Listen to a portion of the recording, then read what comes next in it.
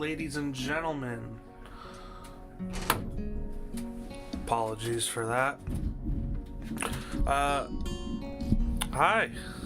Welcome to Valentine's Day, eh? Pretty snazzy, if I do say so myself. I think I've gotten good at this. Let me fix it. Alright, so, one thing I have to mention is that, we are currently,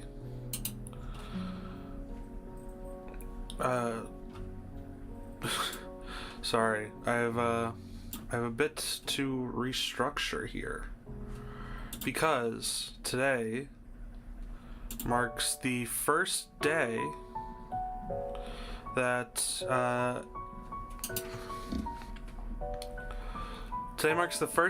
of streaming with our new setup, and I wouldn't have it any other way.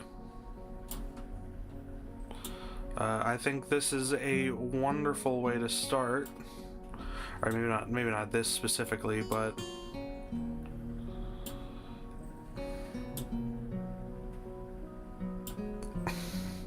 yeah, you know.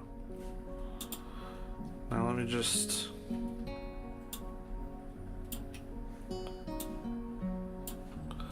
So, the story I'll tell you guys the story of how this happened. What happened is that I was out and about on a walk with the dog, and I was walking him, and I found just two monitors just sitting there out in the open, and I was like, how could I not pick them up, you know?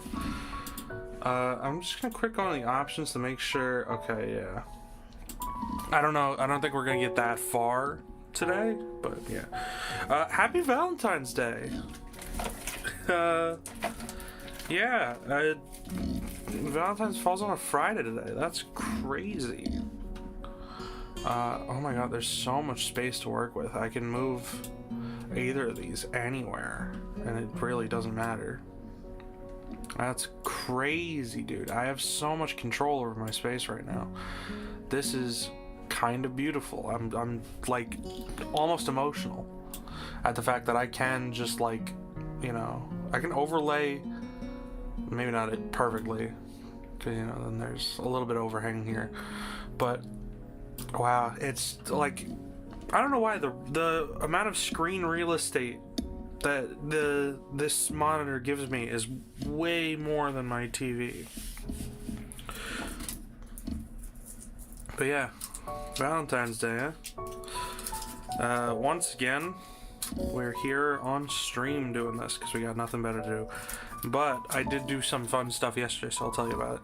I have chocolate from my sister, and I have chocolate that is technically from my mom, but I bought it last night. And I have a Coors Light, and my favorite, well, hopefully it'll be a favorite, I have Ice Lemonade Hard Squeeze Johnny Bootlegger.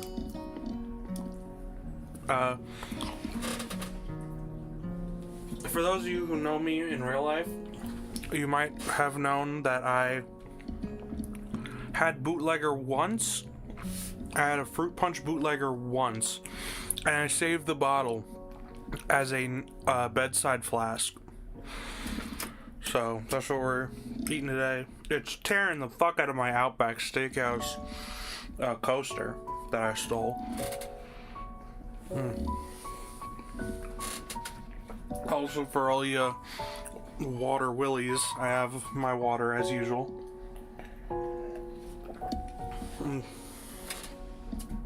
But yeah, I think that's about it. I don't really know how the acoustics are in here. Hopefully they're better than they were before. I'm also in my I'm in my new gaming chair. My squeaky gaming chair. The fucking... God, I love that video. Alright, I turned the lights off so we can get a bit more into it. I'm gonna be munching on my chocolate throughout. What to start with? You know what? We'll start with the cores so that way I can wash it down with everything else. Alright, 3, 2, 1. Oh, steaming. Cheers. I clinked it against the. Oh, here. We'll do it. We'll do cheers. You and me. All right. Oh yeah, that smells like piss today. There we go. Clinked it with the bootlegger.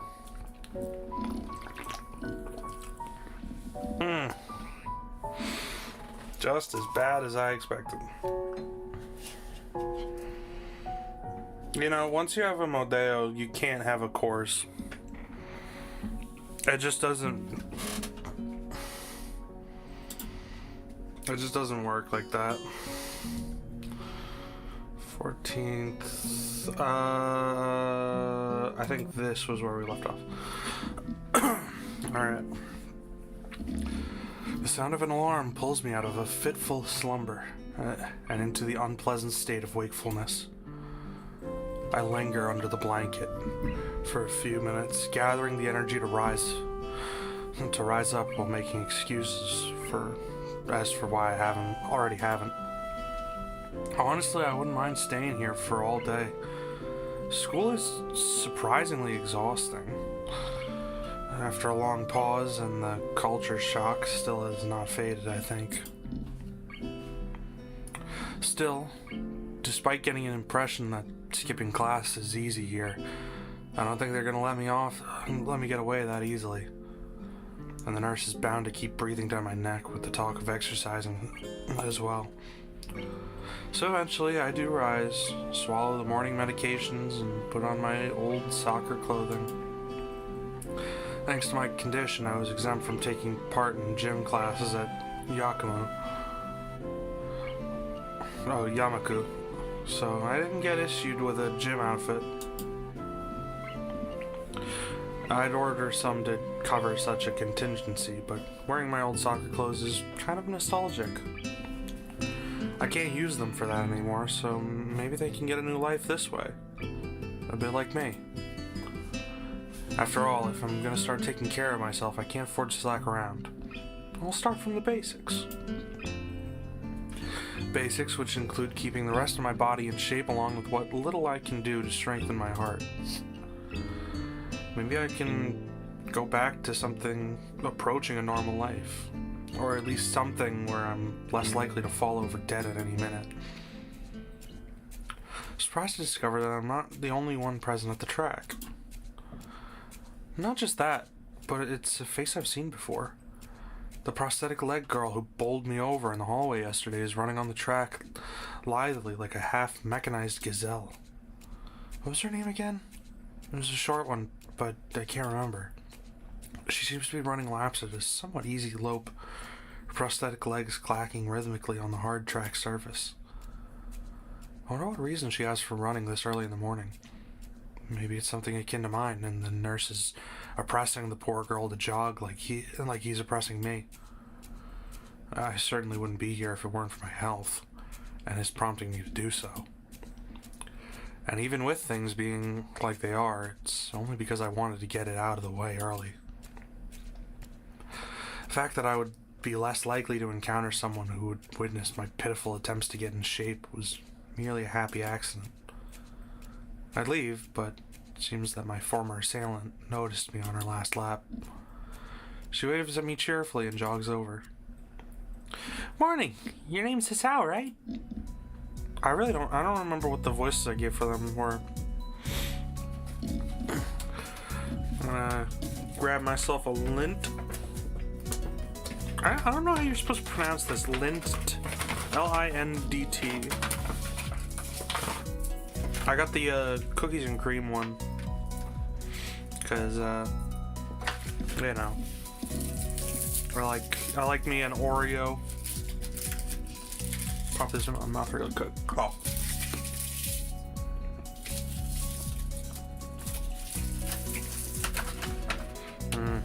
That is good.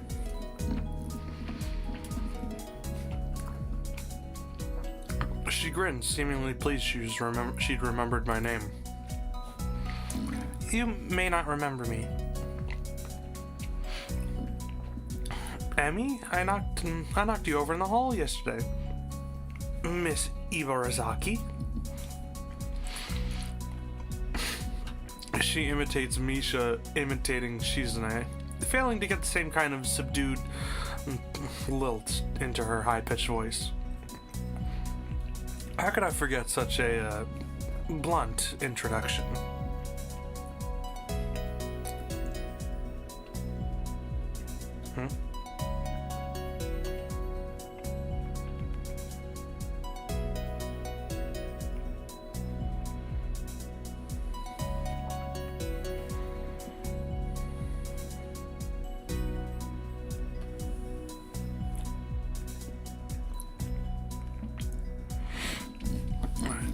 Sorry, got a DM that I... Whatever.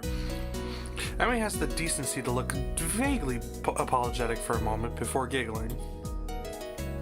Yeah, sorry about that again. Well, so long as you don't make it a habit of it, I suppose I'll be fine. Great! I'm not sure she realized I was joking. So the spy... No, oh, sorry. Read that wrong. That's me.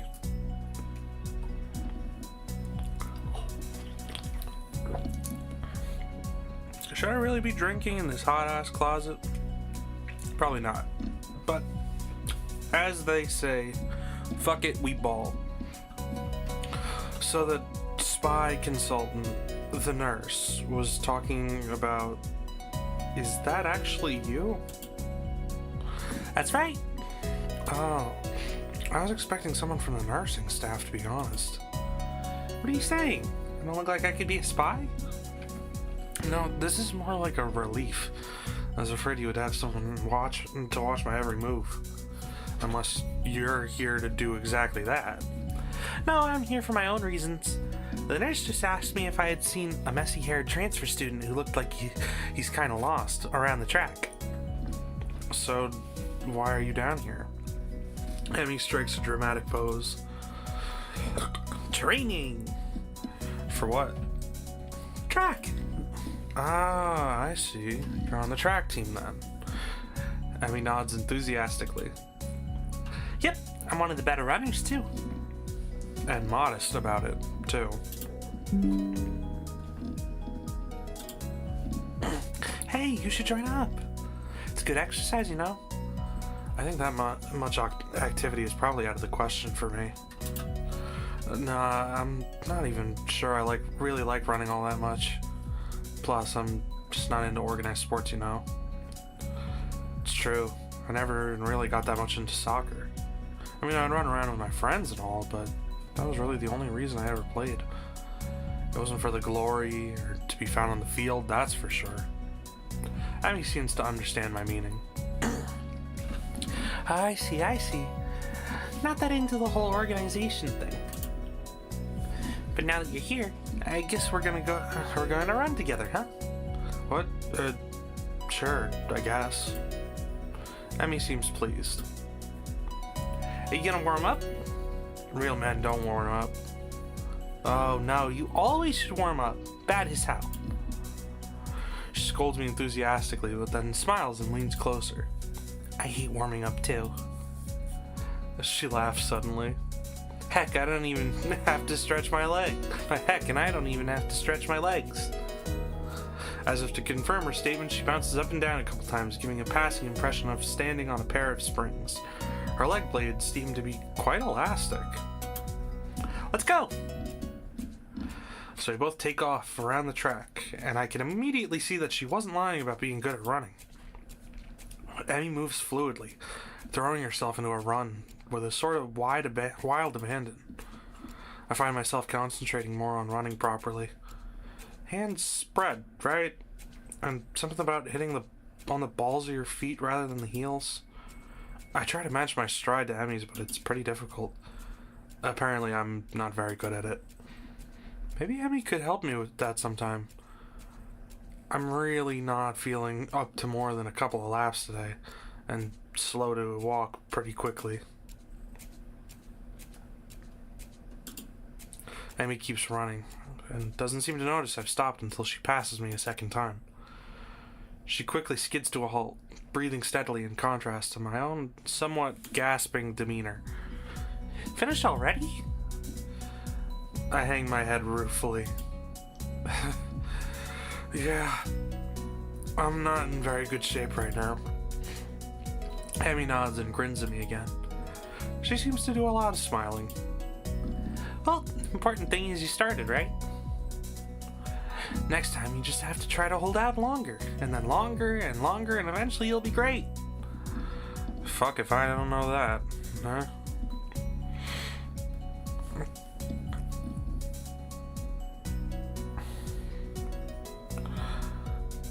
That really is just how it be. It's fucked up. I wish I could just be good at running now, man.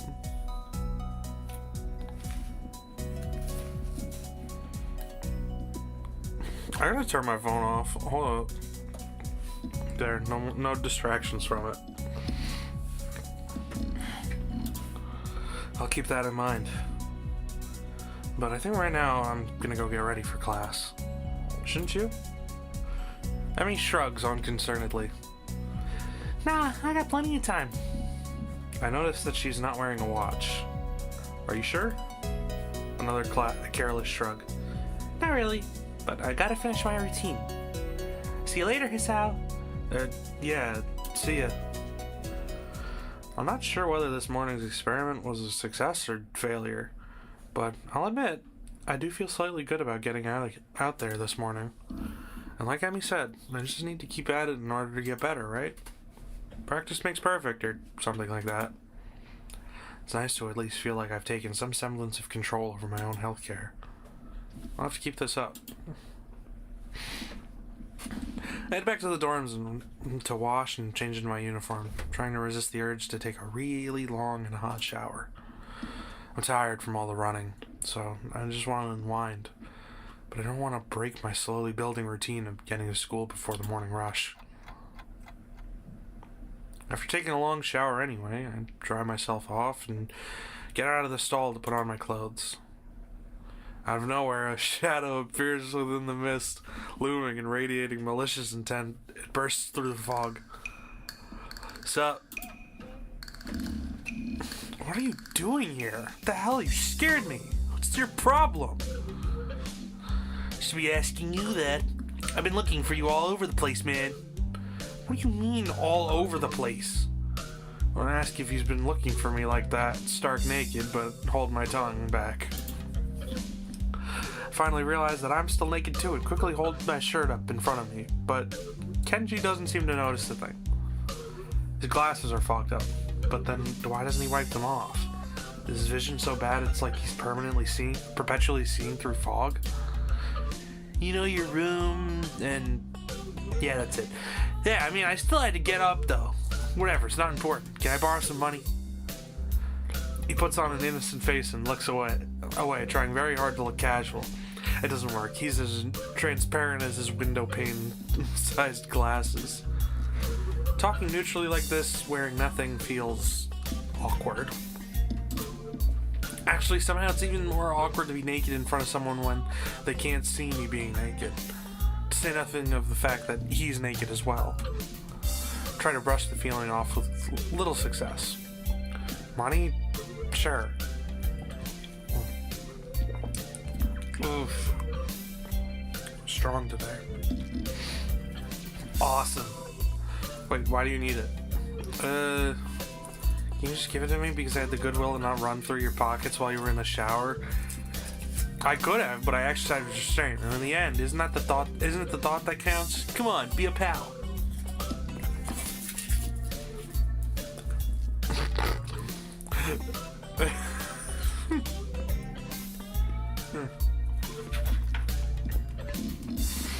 This makes no sense. If it's the thought that counts, I should withhold payment since his thoughts were so clearly impure and his intentions are probably even more sinister.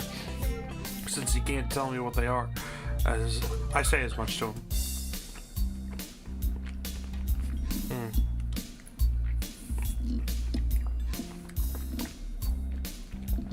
I'm offended, man. But if that's your game, then fine. I guess I have no choice. I want to order a pizza. And I already have most of the cost of the pizza. I need your help for the rest. I get some of the pizza too, right? No. Are you serious?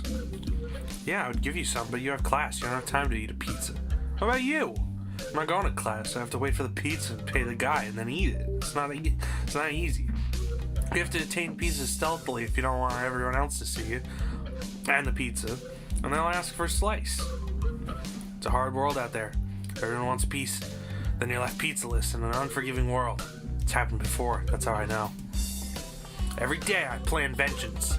Plan my vengeance so that when people who wrong me order a pizza, I will be there, ever vigilant. Kenji strikes a dramatic pose, completely without irony.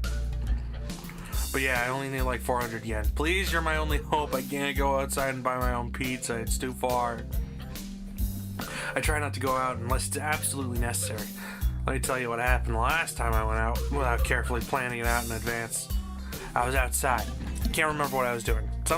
Standing? Maybe. Wondering how I got there. And then out of nowhere, it happened. Like a flash of lightning splitting the sky.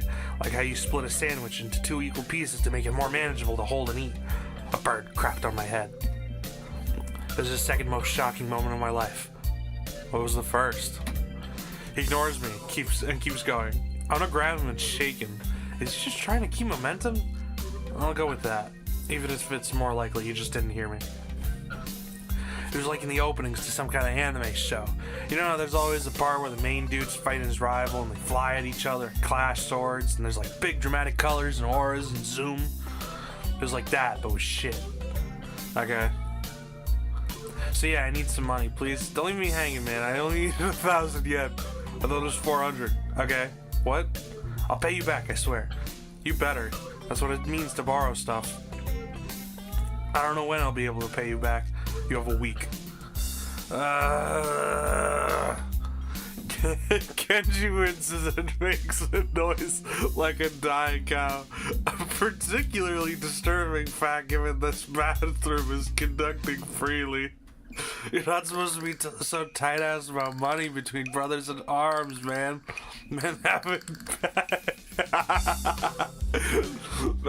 bad enough as is. Did you know that male porn stars only have what female porn stars make? That doesn't mean anything unless you're a porn star. So maybe I am a porn Oh my god, I forgot how much I love this stupid fucking game. Oh, hold on, I'm gonna air out I gotta like let cool air into the room.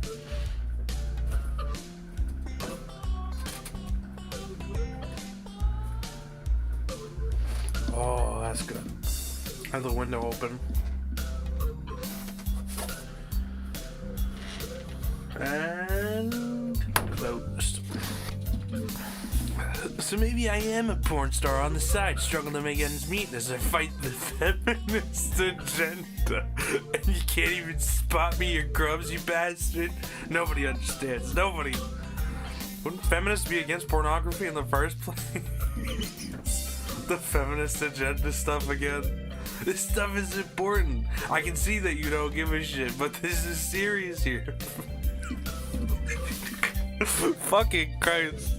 I think the funniest part is that people still genuinely talk like this. Like, talk and think like this. It's crazy. Feminists are a dangerous enemy. Make no mistake. You take them lightly, and you'll wake up in the morning with a knife in your back. Bam! Out of nowhere. Had another lint.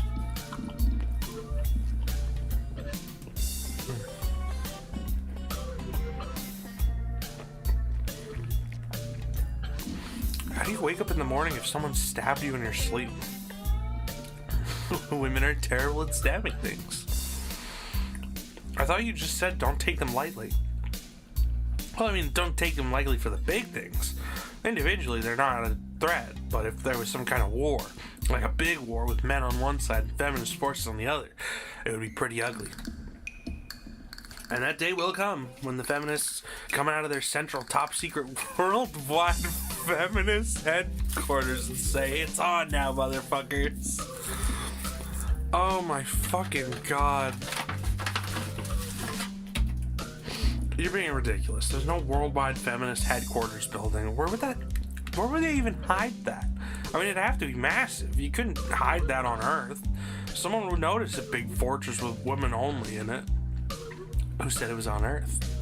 I turn away from Kenji and start practicing frowning faces in the mirror so I can figure out what kind of frown will best express my emotions. He can't see me from this distance anyway. Which unfortunately means that he keeps on ranting without any regard to sense or sensibility. Yeah, there's a war going on. A war not many know about. It's a great one that will one day boil over and encompass all of the known world. And then we'll have to pick sides. We'll have to make a stand. In fact, it's happening right now. Imagine it. The bloody battlefield. A vicious conflict without end. I almost gave up when I thought of this cause was silly.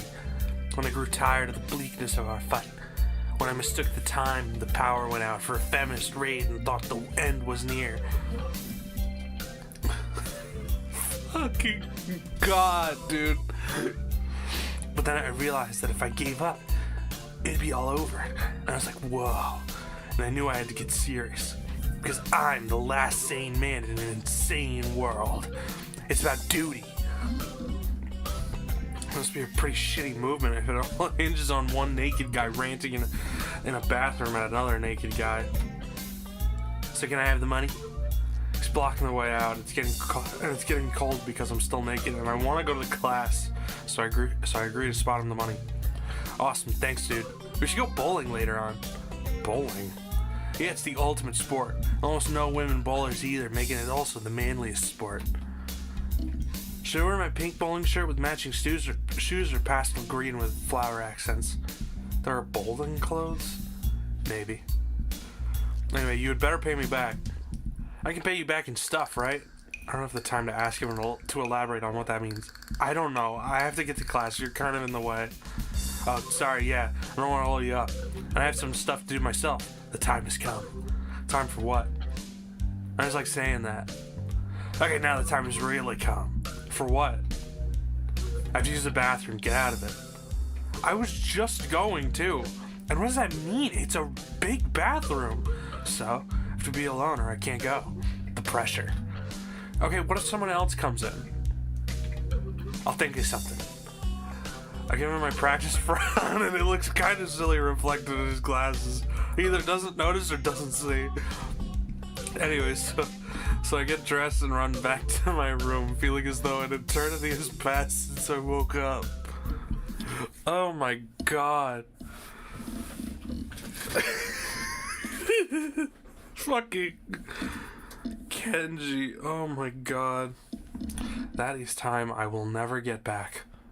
I'll get him for this somehow. But right now I have to get to class. I think it'd be funny as fuck if for like an anniversary thing they added a Kenji route.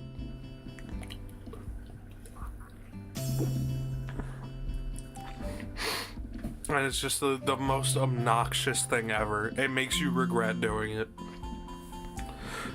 I'm the first person in class today, although I think I'm a little too early. Then again, sitting alone here for 20 minutes sure beats having to suffer that time with Kenji. Combination of fatigue and frustration and boredom starts making me feel very tired. Black out for a second, waking up when my head hits the surface of my desk. Rubbing my forehead, I realize this is a good reason as I need to stay up for now and stop coming to class so early later. Eventually, I hear a tapping noise outside in the hallway. It's Lily's tall figure. Maybe drinking is the problem. Maybe drinking is what's tongue-tying me. Lily's tall figure appears in the doorway. She's not in this class, so she must have other business. Maybe she's looking for Hanako. Lily stops at the door, looking hesitant as if she was a vampire who can't come in unless invited.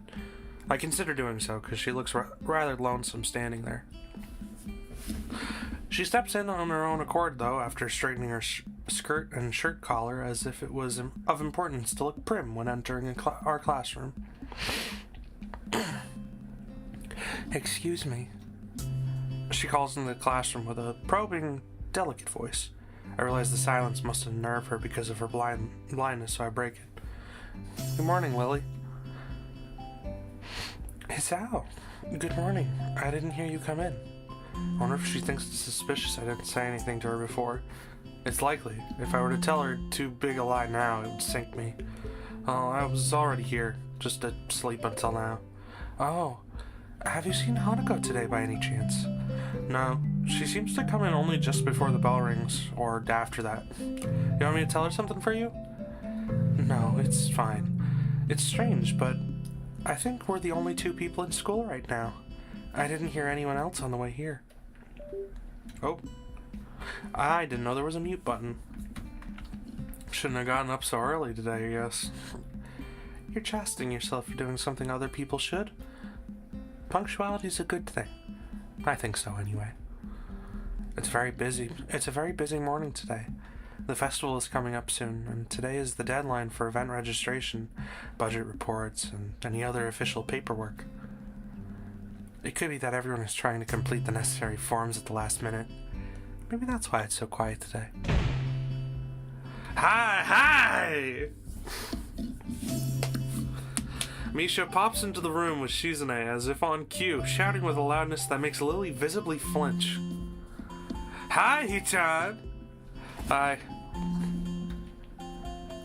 Look, it's the class representative. Hello! Lily smiles, probably amused by Misha or Shizune's use of the word look. Good morning. I don't know what to do for when Shizune, talks. Air quotes. Of course you're not the representative of this class, right? Right? I'm not. Lily seems a little more guarded in her answers to Shizune than she was with me the other day. I guess they really don't get along at all. Then I realized that Lily might actually not know Shizune is present, and she's trying to detect whether or not she is, to know who she's talking to. For all she knows, she's talking to Misha, but knowing that she and Shizune are practically inseparable, she might not expect Shizune being the one that actually talks. Damn, how complicated. I decided to help Lily out for my own peace of mind and more than anything else. You're early, Shizune. You were here even earlier than us! Misha puffs out her cheeks angrily. Why is she getting angry? Does she feel emotions on Shizune's behalf too? It's not that weird though, that Shizune didn't like my little comment. It's true I was here earlier than them, so me saying something like that could definitely be misinterpreted as anything. Especially to Shizune, who doesn't have the benefit of hearing tone to gauge intent. Before I can start weighing whether or not I should apologize, Shizune has already moved on. Class rep! It's a good thing you're here. We have to talk. The festival is coming up in 3 days, right? Every other class has already handed in their projected budget reports for their events. Even the first years, except you. Wahahaha! There's still time to hand it in, isn't there? Today. The deadline is today. You're certainly taking your time, aren't you? If I had it my way, I'd have all the necessary paperwork days ago. But someone had to say, the deadline, please extend it. Yes, that was me. Planning something on this scale is not a small task. And a week is too small a time frame to expect a whole class to work out such a complex issue completely. Do you want to know what's harder than distributing the funds for one class's event? Handling the same matter for every class in the school, and then some. The one who does that is me. Misha puts her hands on her hips and stands up straight. Wow, she is really getting into the role. Lily doesn't look like she's very amused, though. Hey, aren't you being a little too hard on her? There's still a whole day left. Please, Hisao, it's alright. Lily seems happy I'm taking her side, but a bit conflicted that I might not think she can take care of herself. If this is about the budget, then I'm disappointed you think I have forgotten about it. I understand how important it is. Then, can I have it, please? She might not have it on her at this exact second. It's not here right now. I asked 2 students to take care of it for me. Students from my class. She emphasizes the last sentence, much to my surprise. She knows about Shizune and Misha's efforts to rope me into student council. Right. She knows about Shizune and Misha's efforts to rope me into the student council? Guess word must have gotten around, so now she's using me as ammo against Shizune. This just gets better and better. It was your responsibility. A budget report isn't something that should just be delegated away as a class. Delegated away. As class rep, it's your job to be on top of things. This kind of disregard for proper procedure is really just terrible. They completed it, being capable of doing so. But the students have been sick recently, so they could not come to school and give it back to me. If you want, I will apologize on their behalf for getting sick. Okay. Although Misha misses Lily's little jab entirely, Shizune doesn't, and she seems torn between being offended by Lily's daring and jumping for joy at the prospect of a challenge. Lily, don't they live here at the school? It's a 5-minute walk, you know. What could they possibly have to prevent them from taking 5 minutes out of their busy lives to drop something off that will affect the enjoyment of the entire class? Lily opens her mouth to say something, but Shizune closes the gap between them and starts signing furiously, waving her hands around like an orchestra conductor. Misha tries her best to convey the same passion, but can't seem to lose her normal cheerful tone. The result is interesting and somewhat surreal. And what's with that attitude? I said that it's not something you should be delegating away. Are you the class representative, or are you not, or aren't you? Tell me the names of those 2 students. They should have your job if you can't. They should have your job if you can't even handle something this simple by yourself. One form isn't the full extent of what I'm supposed to take care of. Lily's tone is growing slightly impatient, but she is doing a good job of not letting Shizune see how unsettled she's becoming. She's playing her cards close to her chest. Shizune, on the other hand, wraps her fingers carefully along the edge of her glasses, knowing Lily can neither hear nor see how excited she is. Of course you do so much, class rep. It must be difficult being you. Lily tightens her lips at Misha's words, clearly understanding the intent behind them, even though Misha delivers them without even a hint of sarcasm, which they were meant to have. Shizune and Lily don't like each other. That much is clear, but this seems a little much. It seems like Lily has had enough and is ready to push back. Ooh. I was actually just discussing the budget report before you came by. You must be very talented to have finished all your student council duties so quickly that you can track me down to make sure I don't forget my own. Are you accusing me of slacking off? It seems like you're confusing me with yourself. I don't think so. That'd be a very difficult thing to do for me to do, comparing myself to you. You're right. The difference between us is like heaven and hell. It's not hard to guess which one you might represent. The air between them ripples with the heat of their enmity. Enmity? I don't know how to pronounce that. Well, not really. They can't disguise it anymore, even though Misha looks like she's beginning to understand the real nature of this conversation. Ichan, don't you slack off either. What are you talking about? Aren't you taking part in the festival, Ichan? You are, aren't you? Then I hope you're going to do a lot more to make sure it goes smoothly than this person.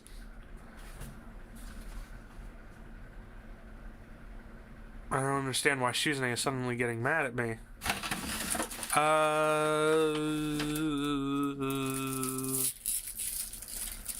I'm gonna have another one of these.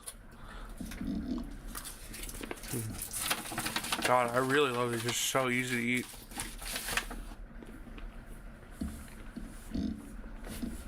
Yeah, I want some water with it.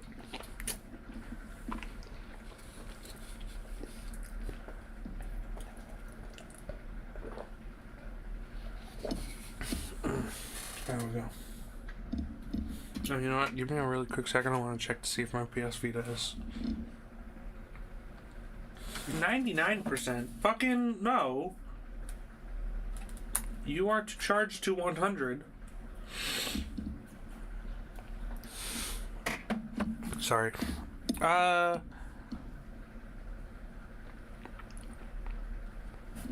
I save?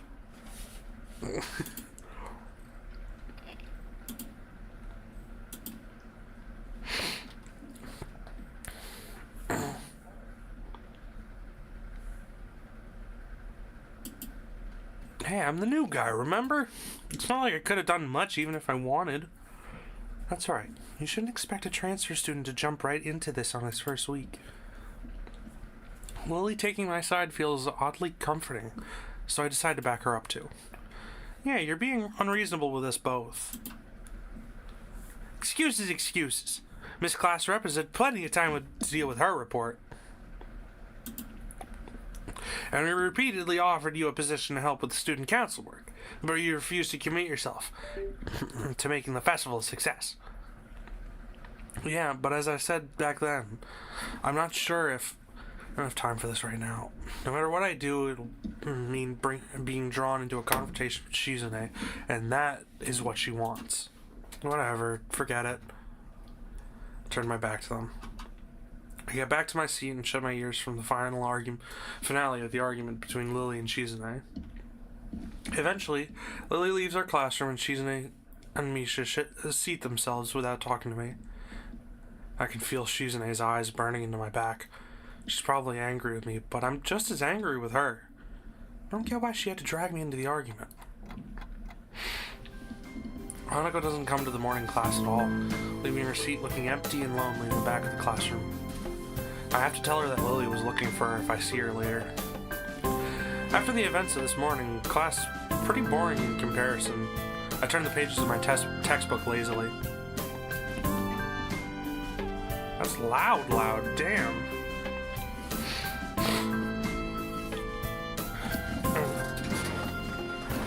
My squeaky gaming chair. Every time it squeaks, I'm gonna say that. I have a bit of catching up to do, despite trying to keep up with my studies at the hospital. But I'm not feeling that enthusiastic about it. The clock at the front of the room sounds unbearably loud. The teacher hasn't said anything in over 7 minutes, instead opting to cover the board in rows and rows of equations taken directly from the book. The rhythmic clashing of chalk on blackboard seems to synchronize perfectly with the ticking on the clock. I start to copy down the equations just to pass the time, even though they're right there in the textbook.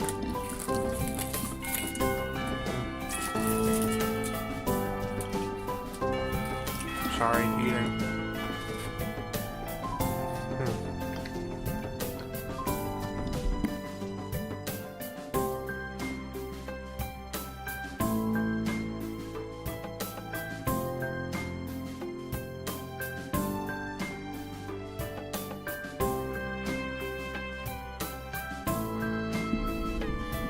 Sorry, I like to just, eat quietly.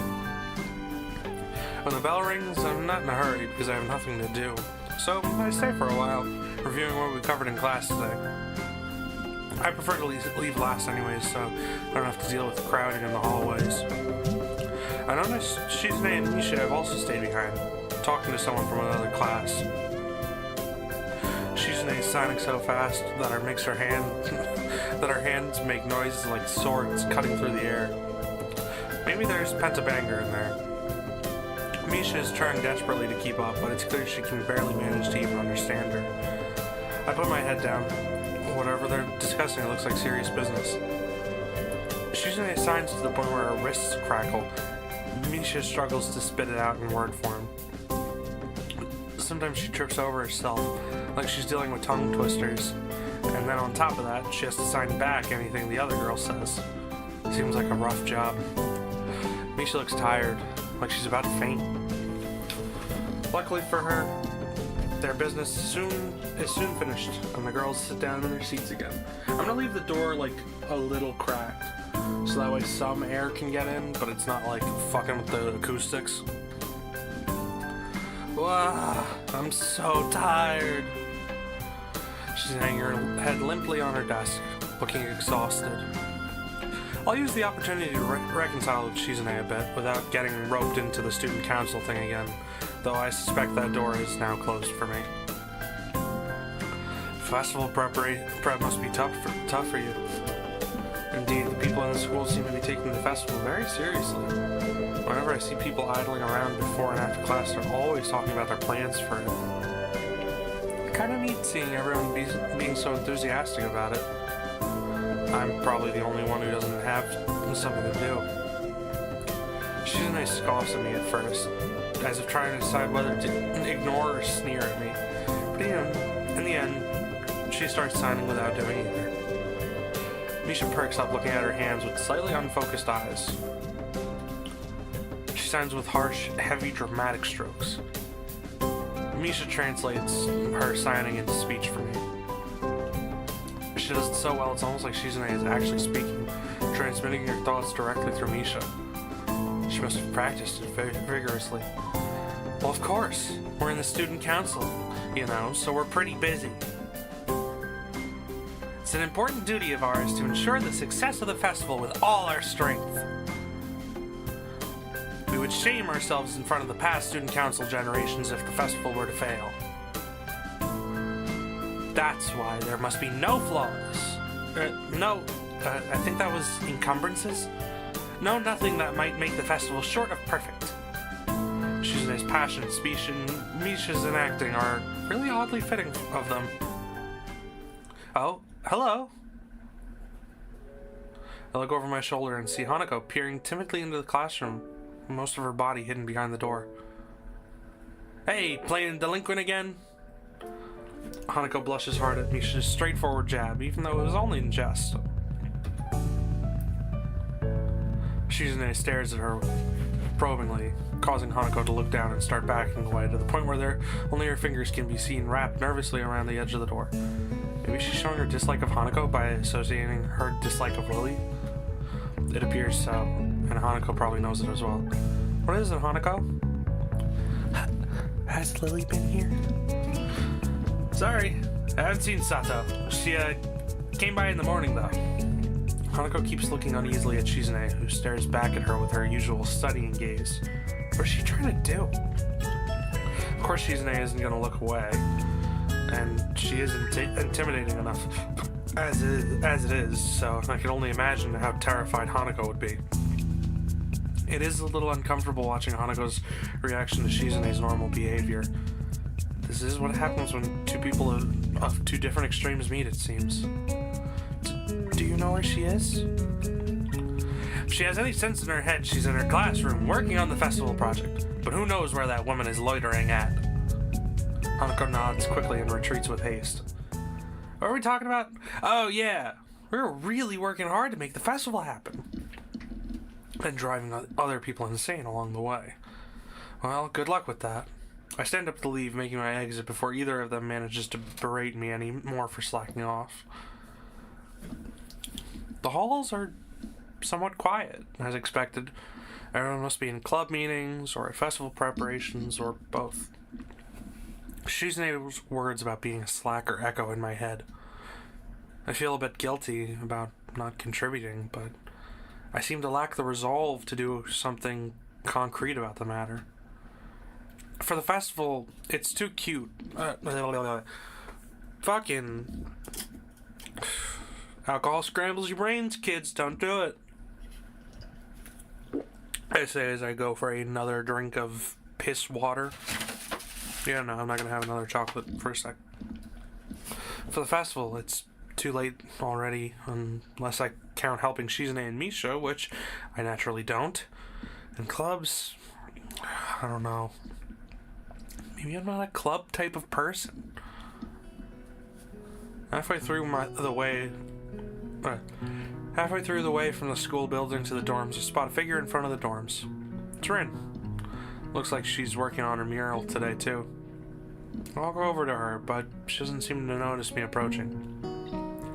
She's sitting on an upturned box, looking intently at the wall she's painting, with a brush held between her toes. The mural has progressed considerably since yesterday, but it's still only half done as far as I can tell. More colors have appeared, and the twisted human-like figures have spread and increased in number. I have to say, the style is quite eye-catching and very unique. Not that I would be knowledgeable about art by any measurable scale, but it's very nice looking nevertheless. I clear my throat and get her attention, but not startle her so that... I clear my throat to get her attention, but not startle her so that her concentration won't break. Wait. She doesn't even turn to check who it is. I'll wait. I'm gonna have a lint in this moment. No, I'm gonna have another Hershey.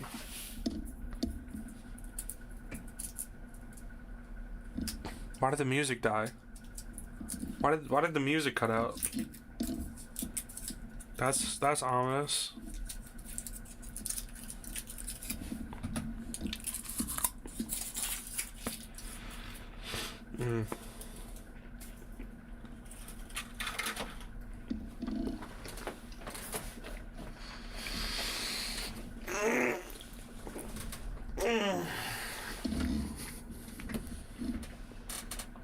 You know, I said it on Twitter.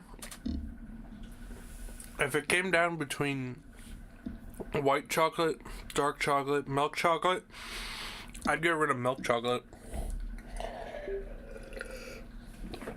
It's not bad, but it's just, I don't know, something about it just doesn't quite hit the same as the others.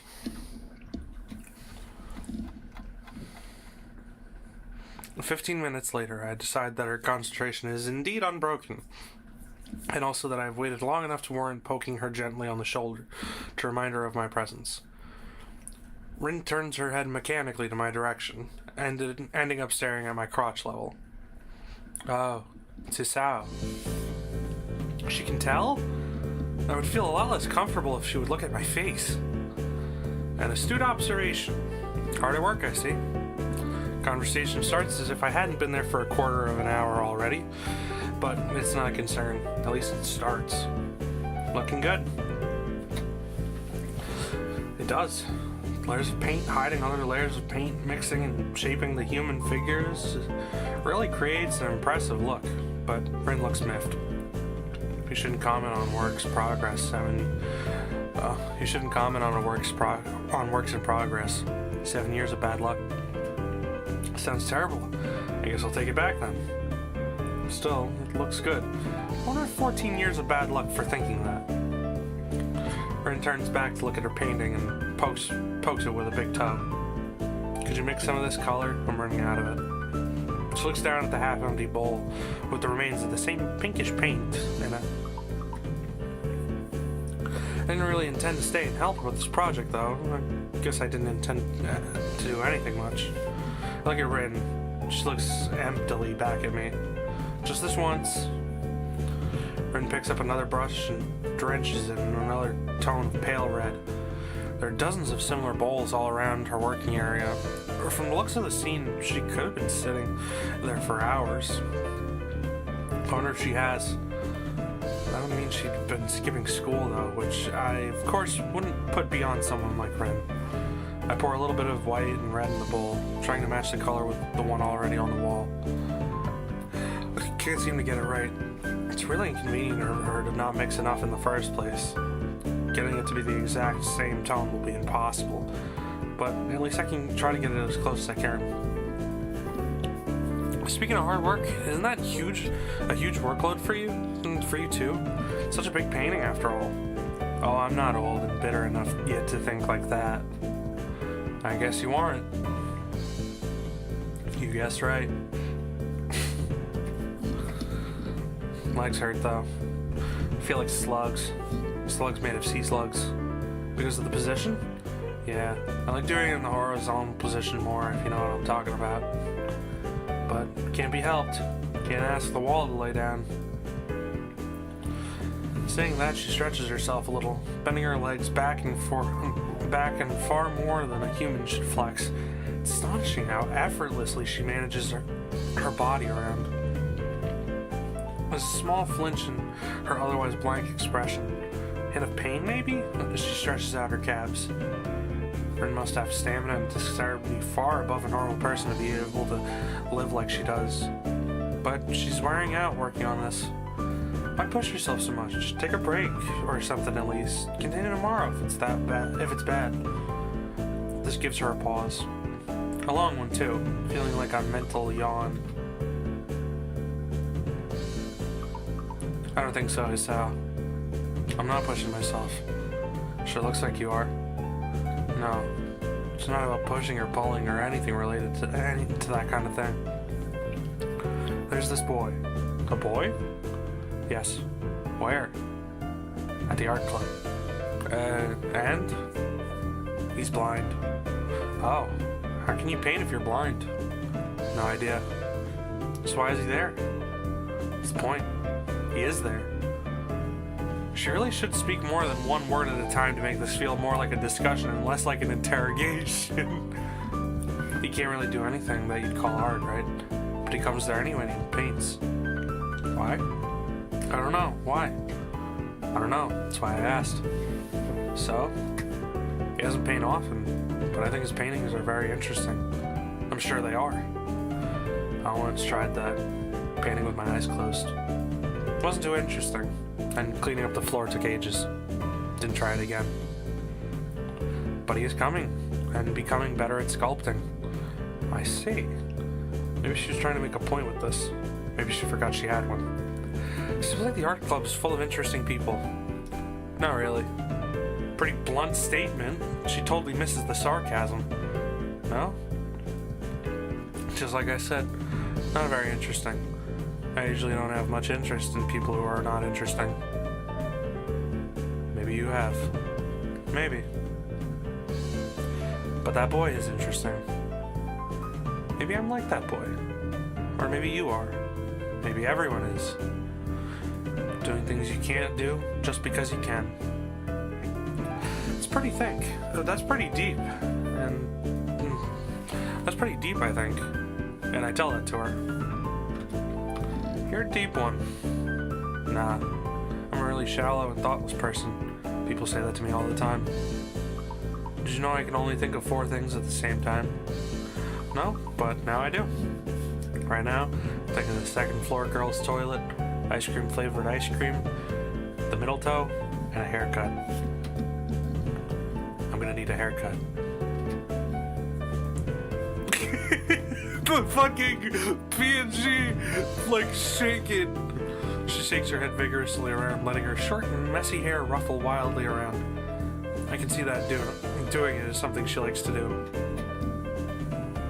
We fall silent as Rin treads around absent-mindedly, poking some brushes around. The thought about the art club sticks in my head for a little while longer. Feeling like I'm treading on very unknown territory with art. The way these meetings with Rin go. It's as though I'm starting a smoking habit or something. I should probably stop talking with her. Or something. I should probably stop talking with her. It's not that I dislike her, despite the confusion her being herself causes. And I don't dislike art either. I've even drawn for fun sometimes. I just don't have a real creative drive or any technical skill. Preach, brother! So usually if I were to draw something, I get white paper syndrome and just freeze completely. That, or I manage to draw something disfigured and promptly get frustrated at my inability to put the picture in my head down to the paper, then call it quits without ever trying to make an effort. Rin clearly doesn't have this problem, but she frustrates me in another way. Being with her is like looking into a mirror that doesn't reflect anything. It makes one question the sanity of the act. Rin sits down on her box, swaying from side to side, apparently comfortable with the uncomfortable silence.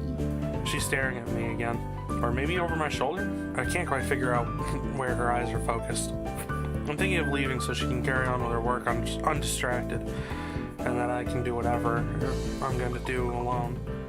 It's not like I have anything that must be done today. Oh shoot. Who? Nobody. I just forgot to tell Hanako Lily was looking for her. Do you know her from my class? Oh, her. The mystery toilet girl. That person is funny.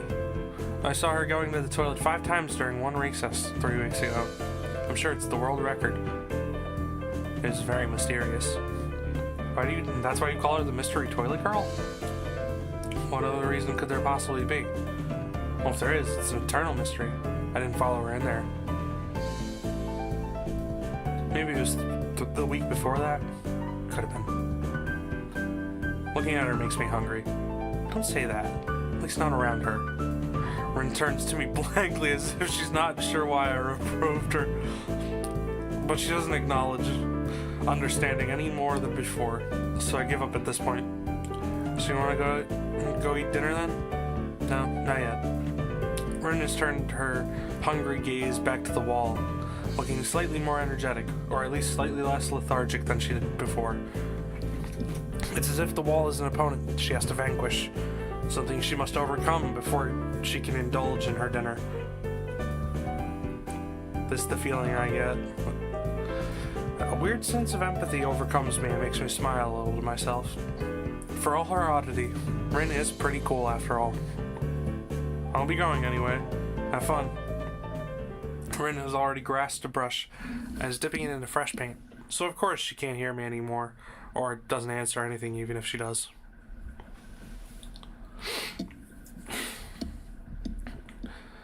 Adhering to the nurse's nagging voice in the back of my head, I set my alarm clock to wake me up early enough to go jogging again. I made a promise, and I'm gonna keep it. Besides, Emmy is bound to rat on me if I don't show up.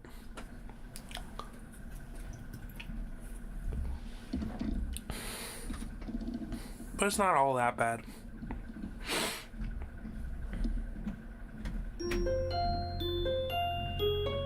Hey! Now I'm gonna have a lint.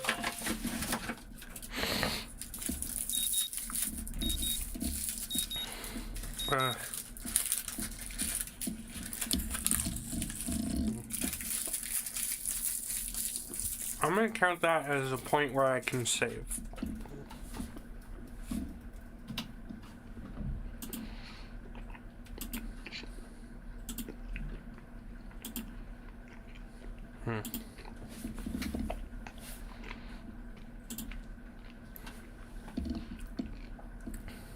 My morning alarm goes off and I flail about uselessly for a while until I remembered that I decided to give morning runs another shot. I don't know if this was my greatest idea, but I'm determined to keep going. This is about my health after all. Sure, things haven't been great lately for me, but that hasn't made existence so intolerable that I'm not gonna try everything I can to stay healthy. Besides, it's all about asserting some kind of control over this thing, right? If I can manage that, well, I can manage anything. At least that's what I keep telling myself. Once again, it would appear I'm not alone in my run. Emmy has apparently been here for some time. It looks like she's already worked up a good sweat. Just when the hell does she come down here anyway? Oh, it's you. I'm surprised to see you again. Why is that? Well, not many people actually manage to come back for a second try. She frowned, seemingly annoyed by a passing thought. Like the rest of the track team, for instance. Still, it was only supposed to be on a volunteer basis, so it's not that big of a shock. And I guess it's pretty early in the morning. A shrug, and suddenly appears that she's forgotten what she was talking about. The frown disappears entirely. She seems to snap back to her previous train of thought.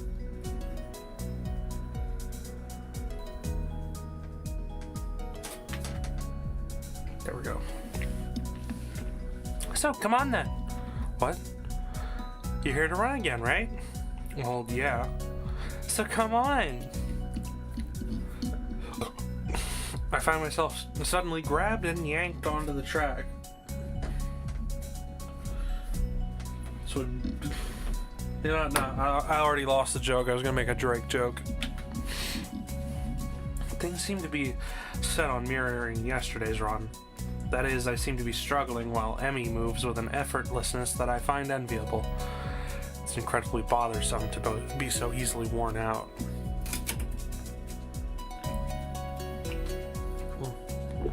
I think I'm getting to the end of the can, and then after I get to the end of the can, I get to the good shit.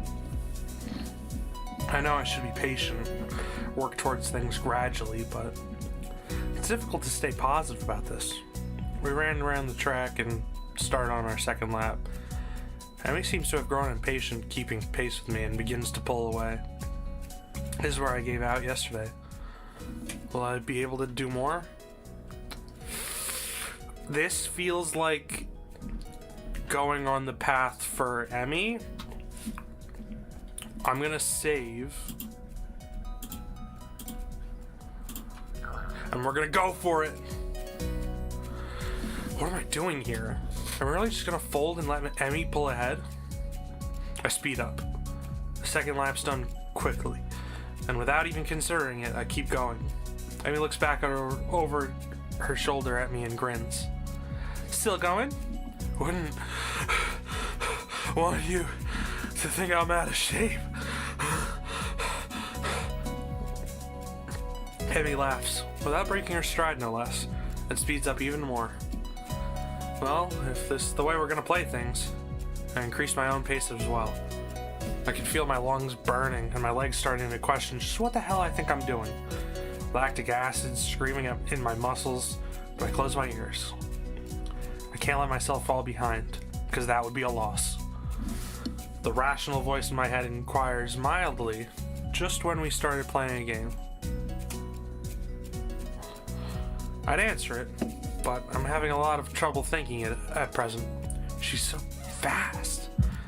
It's like strings pulling at my chest, a choking feeling of narrowness and pain. Before I can think of anything else, then oh shit, the track disappears from under my feet. I stumble, one hand shooting down to clutch my chest, the other hitting the track to keep me from falling on my face. Emmy whirls around and her eyes widen. Isao! She yells at me, sprinting from the other side of the track. What's wrong? Nothing. Just... Keep your breathing steady. Calm down. Don't panic. Don't panic. Do you need me to get the nurse? I close my eyes, shutting out the outside world. My heart struggles to regain its rhythm. Slowly, the pain in my chest begins to subside.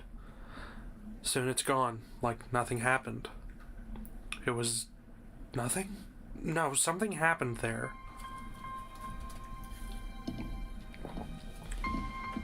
I open my eyes again and glance at a very worried Emmy. I think I'm fine. My voice sounds weird, even to myself. Oddly even and matter of fact, makes Emmy frown. I don't think you are. She seems to come to a decision and nods to herself. Right, you're coming with me. You gotta see the nurse. Emmy grabs my arm, drags me up. I feel a bit wobbly, but I refuse the shoulder Emmy offers for support. Honestly, I'm a little ashamed by my own weakness. I'd rather not have Emmy concerned about me, but it seems to be too late.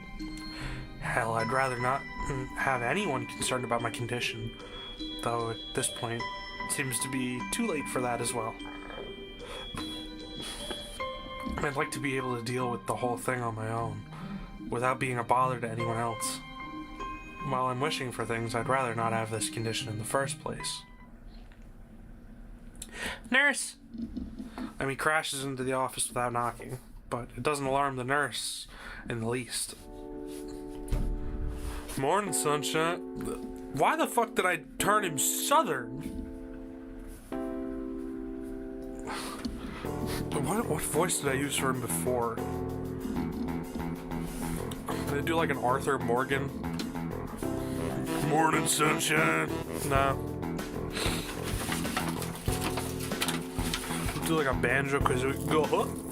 Nah. Yeah. We'll go for like Arthur Morgan style. Morning sunshine. What's up? Sunshine. Anyways, he calmly sips from his office mug, from his coffee mug, but lays it down after following Emmy's gaze to me looming in the doorway. So, what brings you here? We were running, and he stumbled over and started grabbing his chest, and I thought, motherfucker, I want to read.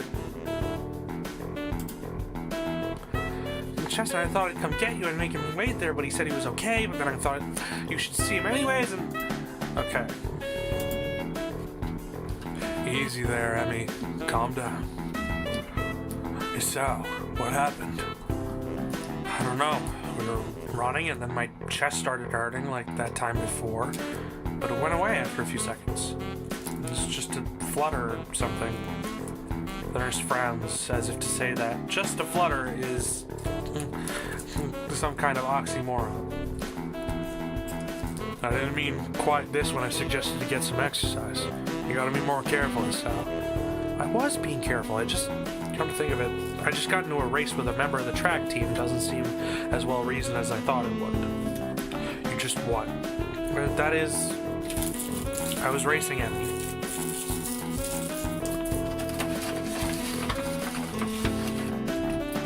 Emmy, is this true? Emmy fidgets, looking adorably contrite. Well... She hit the fucking,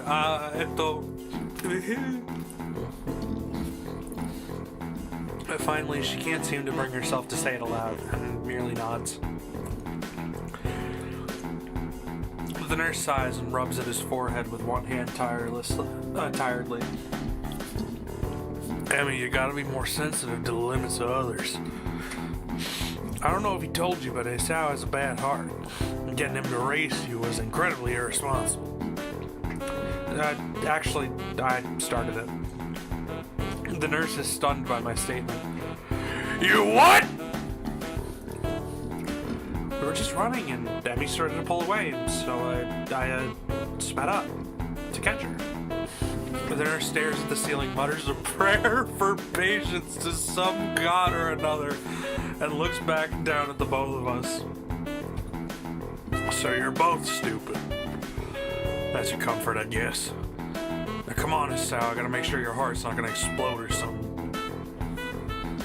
I dutifully obey. What the fuck is that? That looks like a fucking potato.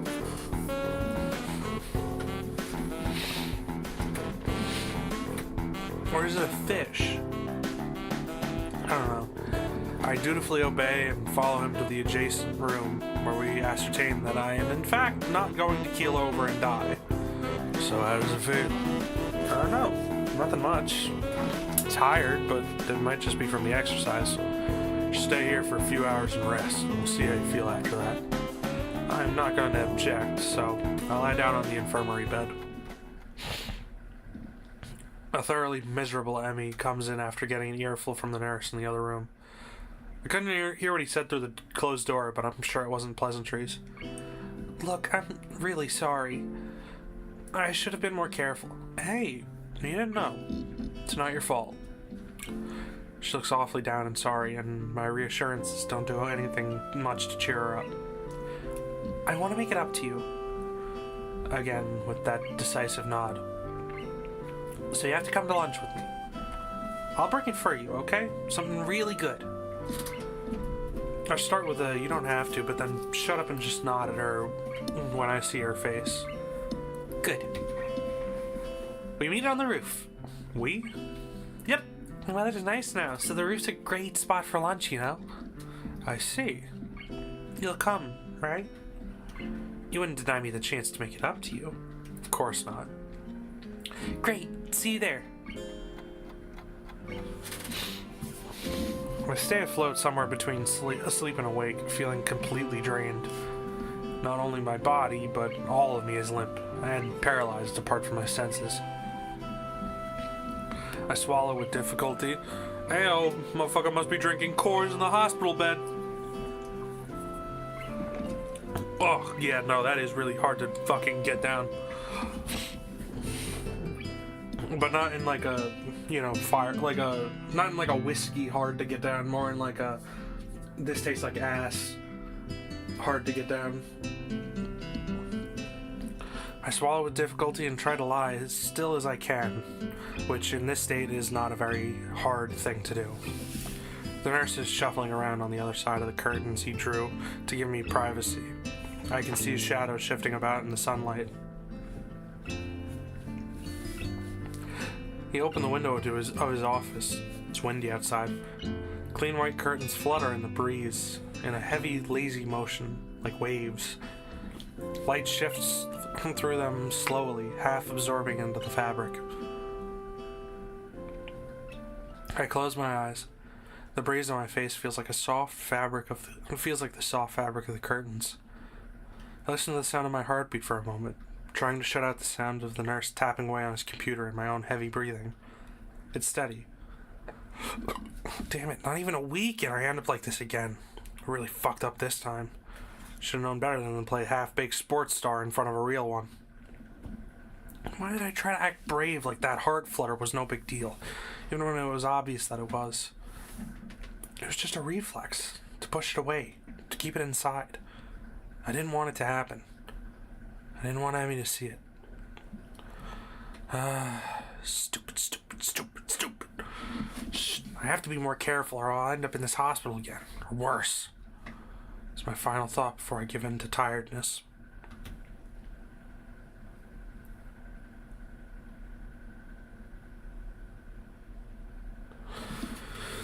I fell asleep? For how long? What time is it? I'm feeling a little lightheaded and I keep blinking compulsively.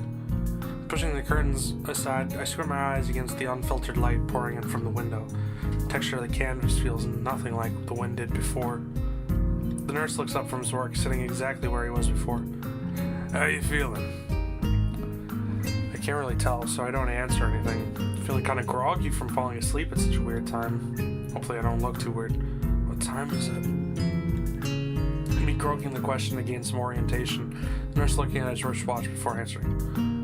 Things seem to happen in slow motion.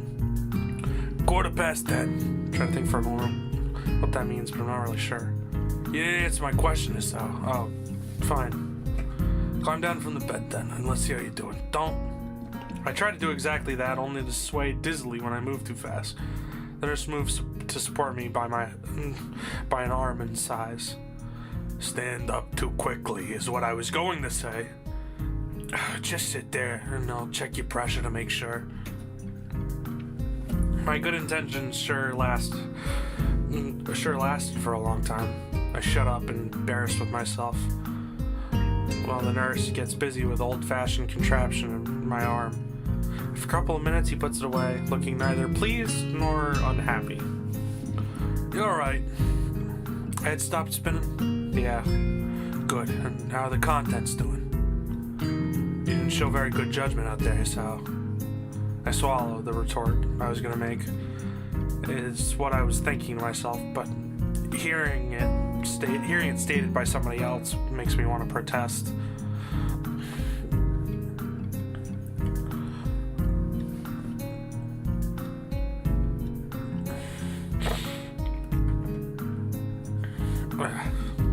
I don't know why I'm getting all fucking like sniffly all of a sudden. What he's saying is not pleasant to hear. It doesn't make him any less right. No, sir. He nods, still looking as neutral as he was before. It would be easy to get angry at him if he said told you so or something, but he doesn't. I can try to help you with your health. I can try and help you to keep your health, but ultimately the last call lies with you. Hopefully this little episode will be something that'll remind you of that. Here, a note for your teacher to avoid interrogation. take a slip of the paper he's offering and then make my leave, as I can't think of anything else to say, nor even really want to. Stay out of trouble, you hear me? I don't think it was anything but a scare, but next time could be different. I hear ya.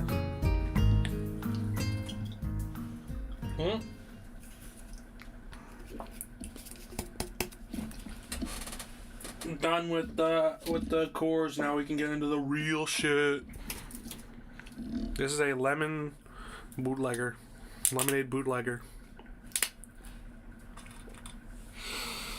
Oh, it stings the nose just right. Oh, and it goes down so smooth. Oh, that's beautiful.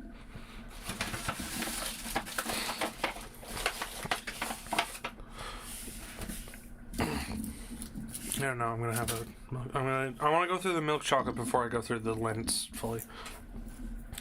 There's some way to get.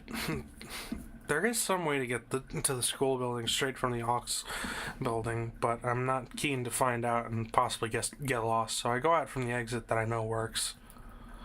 Stop at the stairs of the auxiliary building, deliberating for a moment between going to the dorms to get my books and stuff or going straight away to the class. The sun stings my eyes, so I head towards the dorms. The halls are quiet as the courtyard was, naturally so, since everyone is in class. I knock lightly at the door of 3-3 and push open the door when Muto calls from the other side. Sorry I'm late. 15 pairs of eyes turn to me. Fuck, what? Alright, no, I think this was the Arthur Morgan voice, and then the other guy was like a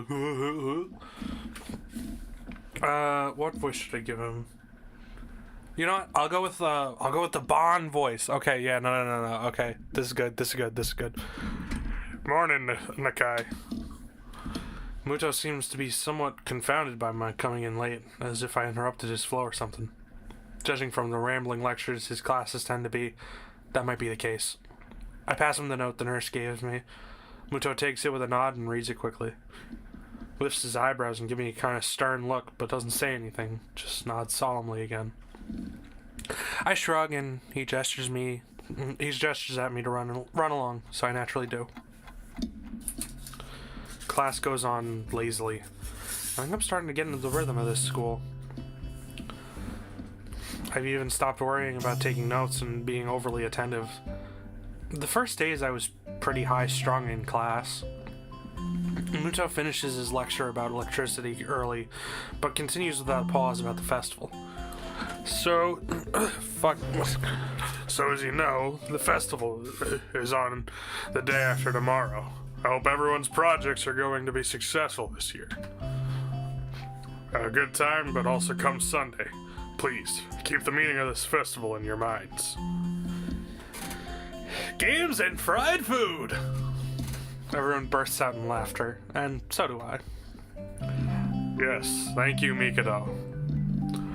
But the remainder of his sentence is buried beneath the rings of lunch bells, and everyone starts packing their things. Muto deliberates for a moment, but since almost nobody seems to pay attention anymore, he gives it up and sits down. It's crowded in the hallway, or as crowded as hallways in the school probably get. Most of the students seem to be heading down for the cafeteria. Normally I'd join the flow and grab lunch myself, but today is different. Today I've been invited to lunch on the roof. An odd location, but that's where I was told to go. Fortunately, I managed to find shelter from the storm in the lee of the classroom door.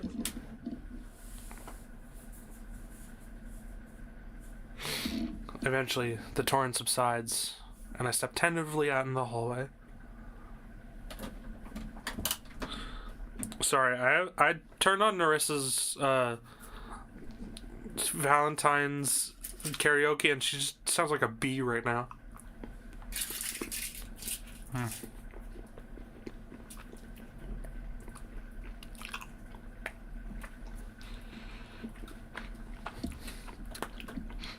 I figure it's fine to watch this because it's just karaoke.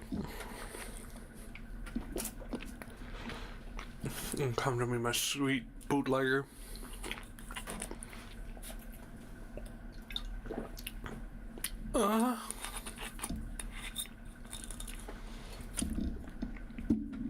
God, it's so good. Only to be met by Emmy, who comes flouncing down the hallway like a cannonball. Hey, hi Hisao. Great timing. I have super extra lunch today, as promised. Let's go upstairs. The stairway to the roof is a little dilapidated, but it's clearly been used recently. At the top of the stairs is a door, complete with a missing padlock.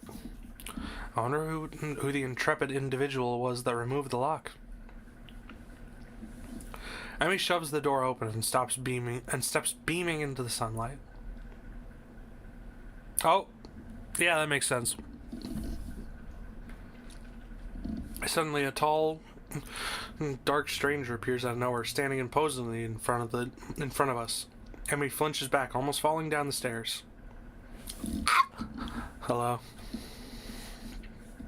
Yipes, you scared me, Rin. Wait, isn't she? Hello. Noticing that Rin is speaking to me, Emmy looks curiously at me. You two know each other? I look confusedly at Emmy. She's that friend of yours?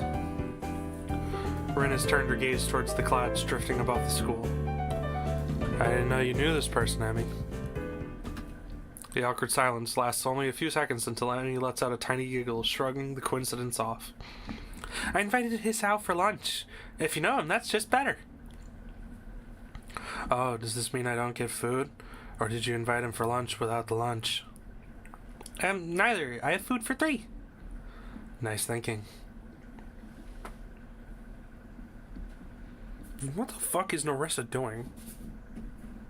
God damn. God, I love her new outfit. They walk to the other end of the roof while I stay at the clock tower for a while, taking the atmosphere. There's nobody else but us here. Guess the roof is not as popular as it is in other schools. I wish... Alright, I'm gonna go on a mini rant. Let me hold my drink so that I can do this properly. I wish with all my heart that I could have gotten to the roof on my school. Fucking... God, fucking... American high school sucks, man. I wish I got that full JP high school experience.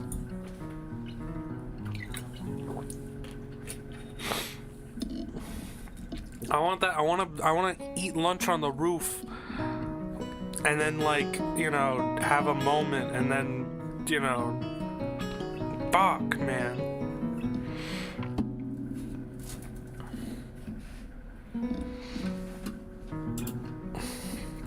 A few run-down benches and tables are scattered about the edges, perhaps an attempt to make the rooftop look less desolate. Small pebbles covering the roof rattle beneath our feet. I peek through the chain-link fence to take a look at the school grounds and beyond. Excuse me. Students are strolling in pairs and groups around the quadrangle at the cafeteria. A few delivery trucks are driving past the school towards the convenience store nearby. Somewhere a watchdog barks at a passerby. Somehow when I look towards the town center, the small town feel strikes me very strong, almost palpably. The hectic lifestyle of big metropolises seems so far and away and foreign here. Nobody has to run to catch a bus like their life depends on it, or get their senses overloaded by the neon lights and traffic jams. I feel surprisingly optimistic about this new life of mine, looking at my new hometown, even if it's going to be mine for only one short year. Finding out about my illness and having to move away from home all came so suddenly. I hadn't had the time to think about how I'd feel about it. When I step out of the shadow of the clock tower to the open, I feel warmth touching my back. The sun shines from a perfectly clear and cerulean sky. A cool breeze sweeping over the rooftops makes me shiver, but only briefly. The wind carries the scent of trees and flowers, not smog and car exhaust like it used to just a few weeks ago. Unfortunate. I love the smell of car exhaust, man. All right. Let me make a correction. I love the smell of car exhaust as long as it's not from a fucking Toyota. Toyotas smell like shit, dude. Toyota car exhaust smells fucking rancid, and I don't know how else to say that. Like it's genuinely one of the worst smells on the planet.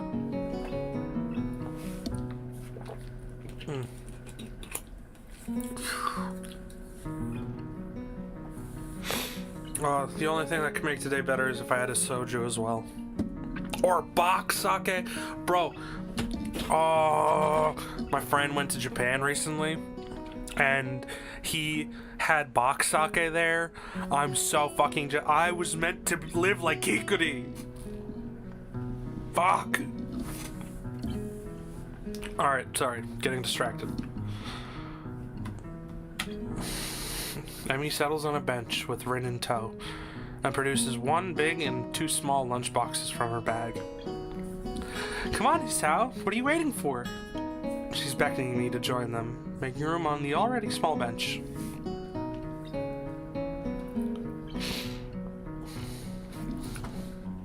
I see myself on the corner of the bench to take as little space as possible. It's pretty cramped, but somehow all three of us fit on it. Impressive view. Emmy suppresses a giggle and places a lunchbox in front of Rin and hands another lunchbox to me. Here you go. Lunch is promised. Homemade, no less. I'm impressed. Wow, this looks really good. Thanks. I made it myself. I make them myself when I can. God, I love her face. I love her art. I love how scratchy it is. I love how scratchy her art, like Emmy's art is compared to Rin.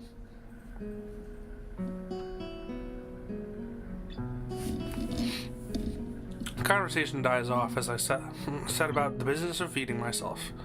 Taking a few bites, I glance up and notice Rin deftly opening the lunchbox and popping a fork full of food in her mouth using only her feet. Even though I've seen it before, I can't help but be impressed at her dexterity. It's also a reminder of the sort of place I'm in right now. Will I ever get used to sights such as this?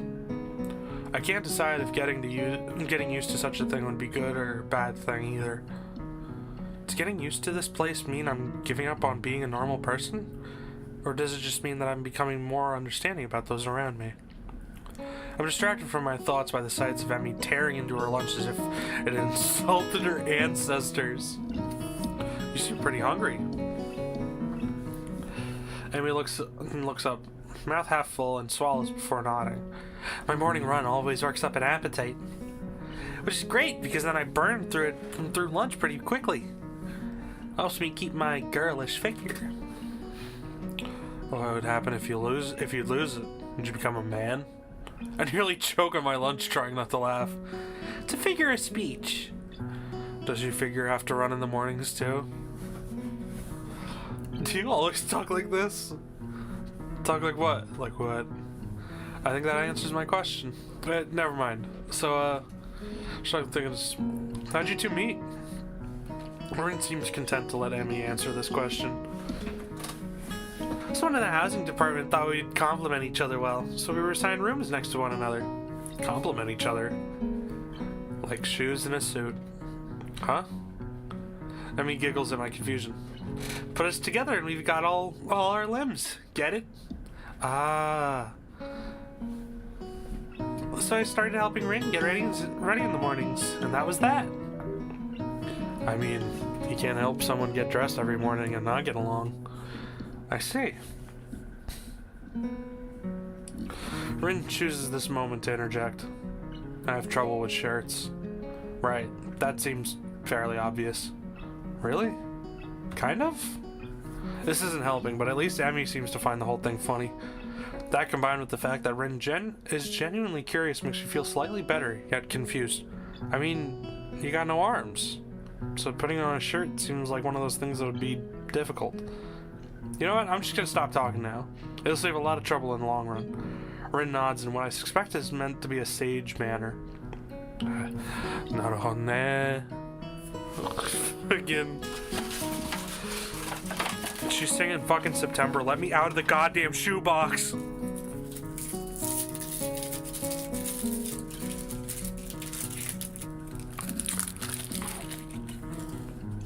What if I just swallowed this fucking thing whole? The Lin. I'm not gonna do that because I would choke and I would die in here. But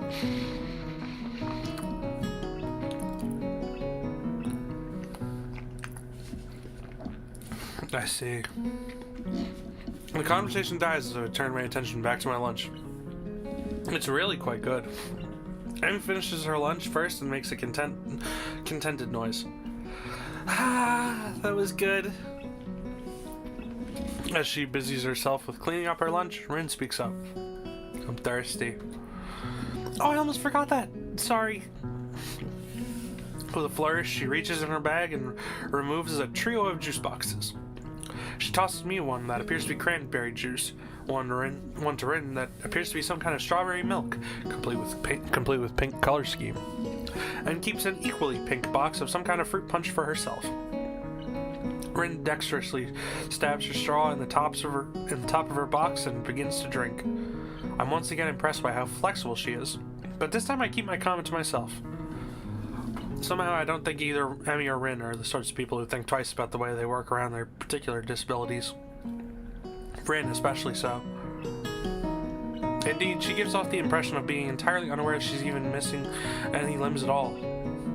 Whether or not that's a conscious decision is another matter. I'm honestly not sure. So Hisao, how do you like it up here? It's quite nice actually. I like high places for the view. Thanks for inviting me up here. And for the lunch too. Emmy grins a 1,000-watt grin, pleased by my response, I suppose. No problem. Feel free to eat with us next time too, okay? I won't make you a lunch, but you can bring your own up here. No lunch service? I don't know. Emmy looks mock offended, trying to take advantage of my good nature. The nerve. She giggles. Well, if that's your answer, I guess Rin and I will keep eating lunch all alone. I'm suddenly assaulted by the most heart-rending puppy dog eyes I've ever seen. Emmy pouts. Kidding! I was kidding. I'd love to eat lunch up here again. Good location, and the company's okay too.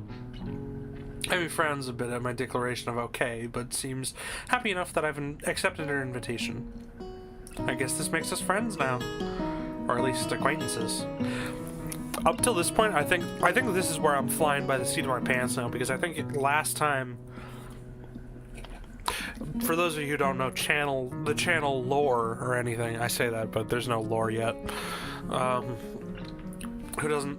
of you who don't know, I played Katawa Shojou a long while ago. It only got like maybe a few episodes in.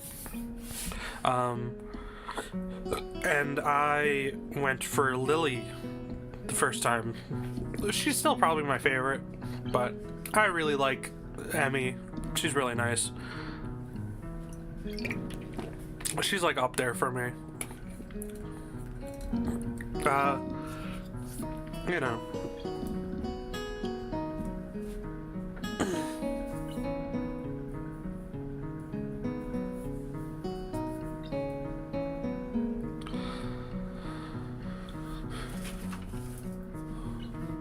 Narissa's really throwing herself into the lovey-dovey. She's doing opera, damn. Peeking the mic. But yeah, I really like Emmy. I like all of them in terms of characterization, but I think like even just down to like her art, I think Emmy and Lily are the best looking. And Hanako. I really like Hanako.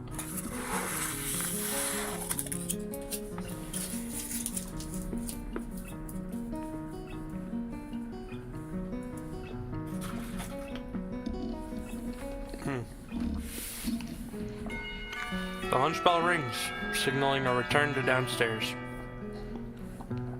Rin, you didn't finish your lunch again. I wasn't that hungry.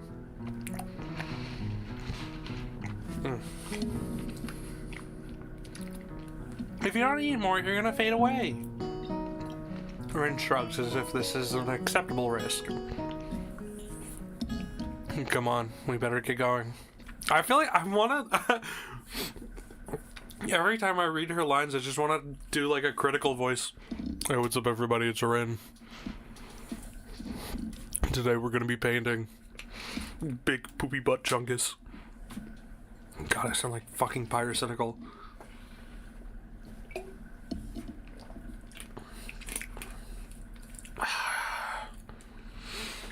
I would fuck this bottle if I could. Not really. Am I getting drunk off this? Off just the bootlegger and a fucking Coors? Jesus. Some days some days I'm weak. Other days I'm with my friend who's bartending. The three of us head down the stairs together. The afternoon class passes. Once again, I find myself without a plan for something to do after school. So I head to the library to return a couple books I finished reading. Walking inside, I see there are about as many students here as there were on Tuesday. All the more evident from the almost total silence enveloping the room. As I drop the books I'd borrowed into the return slot in the counter, Yuko suddenly pops up from behind it, quite startled from the banging they make as they hit the trolley next to her. Sorry, Yuko. I didn't mean to startle you. No, it's fine. It happens a lot. I'm used to it by now. Can I help you? It's okay. I think I know where everything is. Thanks anyway. Suppose I'll grab another book or two while I'm here. Not much else to do.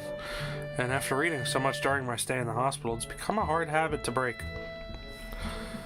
I wander down to the fiction section towards the back of the library, scanning the bookshelves for anything that catches my eye. As I do, I look over to the corner where Hanako had been the last time I was here, not really expecting anything to come of it. Surprisingly, though, she's there, absorbed in completely in a fairly thick book. I decide against intruding on her like last time and get back to finding reading material. After an indiscernible amount of time spent pursuing the aisles, finally decide on a couple books to get and then slide them off the shelf. With a minimum of fuss, I quickly walk over to the counter to check out my books and pop them into my bag as I walk out. By the time I leave the main building, sunset isn't too far away. A small trickle of students remain, but the majority have left, presumably to their homes and dorms. Is it really that loud? Damn. Feeling utterly drained, I head to my room to read the books I borrowed. There's been enough action and excitement for one day already. Fuck. First is Alice's Adventures in Wonderland. I know the story, of course, but I've never actually read the original book. It's just as trippy as I remember the story to be, with the wacky characters and nonsense plot. I started thinking of myself as some kind of Alice too, haplessly tumbling down into the rabbit hole of this cripple wonderland. That's fucking insane. Oh my god. Okay, that's a rather strong expression. Still, the isolated location and the overt way the school accommodates to absolutely everything is unsettling. It's like another world. I wonder why I can't shake the feeling of being an outsider, like Alice, despite most everyone being so hospitable and friendly with me. Turning another page, my mind starts drifting further away from the book. It's quiet. I can hear my heartbeat thumping against the fabric of my shirt. For some reason, it makes me feel really bad, like it has since that time in the forest with Iwakano. Like I was locked in a cage with something nasty and scary.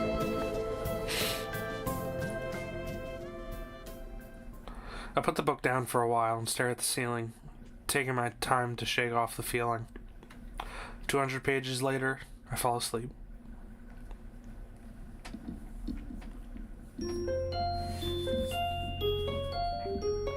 Alright, rad. We got through another section.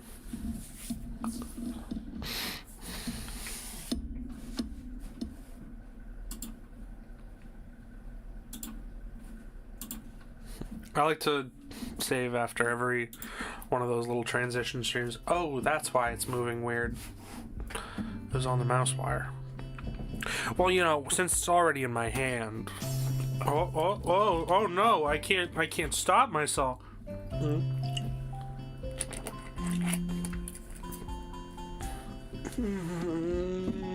It's so good, man.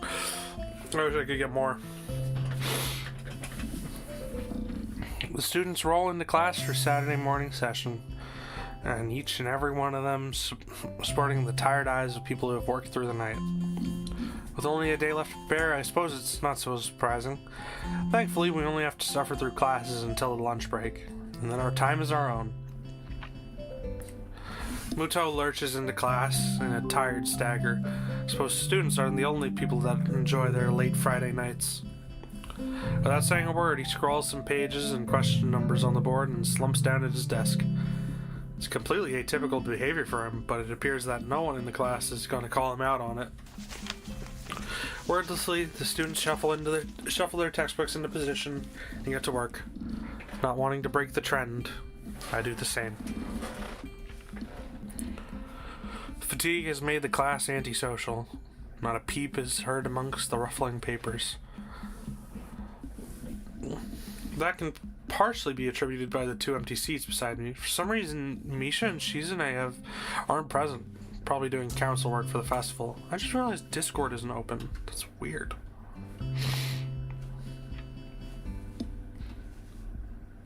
Oh, what the fuck?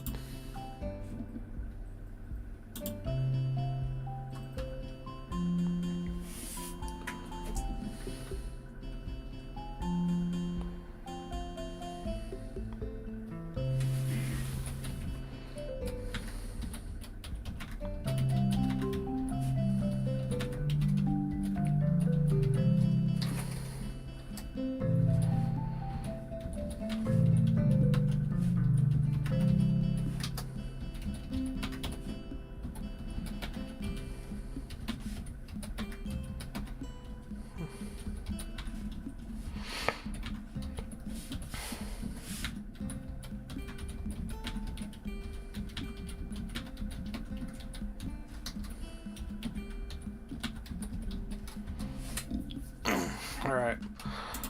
Sorry, I got a DM. My friend is stopping over to pass off the stuff he got me in Japan. God, I am so hyped for what he got me. He told me it. Oh, he got me this is now technically my 5th Love Live Snow Halation Sega Prize figure.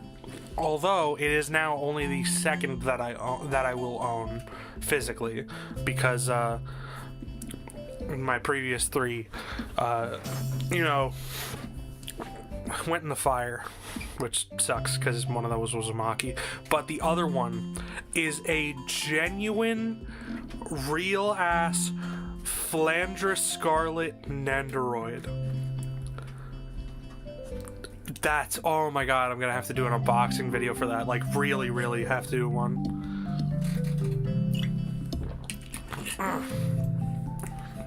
Yowza. Alright. That can partially be attributed to the 2, right, I read that already. It's very quiet without Misha present. I wonder if she was born as rowdy as she is, or if she's making up for Shizune's lack of voice. Nakai, can I speak to you for a moment? I'm so engrossed in thinking about Misha that I don't even notice Muto approaching my desk. Sure, what's this about? It's probably better if we speak outside the classroom. Something about this doesn't sound too good, but I stand up and follow him out into the hallway. Oh my god, she's taking the fucking Minecraft. Muto stands in the hallway, scratching his head as he works out what he is trying to say. Not knowing what's going on, I wait silently. Heard from the school's head nurse that you had an incident the other day. So it's about that. Well, kind of, but it's not anything to be worried about. Yes it is. Anything that can endanger your health is something to be worried about. We try our best here to prepare you for life. We try our best here to prepare you for life here. Part of that involves knowing your limits and how to work around them. It would be remiss of me if I didn't speak up about this. All right, I get it. I'm sorry. Muto closes his eyes in frustration, and I realize that this probably wasn't the best thing to say. Something tells me you're not sorry. Pretend as much as you want, but this isn't a normal school. A lot of people have put a lot of time, effort, and money to make sure that you and every other student here can have the same level of education as your peers. For you to abuse that by throwing out advice, especially medical advice, is plain selfish. I'm not quite sure if this is actually how he feels or if it's some act that he's practiced many times to guilt trip students into doing the right thing. Either way, it's working. I understand this is all new to me. No, oh, wait, sorry, wrong thing. I understand this is all new to me, and I apologize. I know my limits now, and I'll be sticking to them. Muto appears to lighten up a little, satisfied that his message had been received. So then, on to my next question. How are you finding your studies? I understand you were laid up for a while. We're not too far ahead, are we? I don't really think so. I tried to keep up when I was in the hospital, so it hasn't been too hard. Muto taps his chin and raises an eyebrow as he absorbs this information. That's so.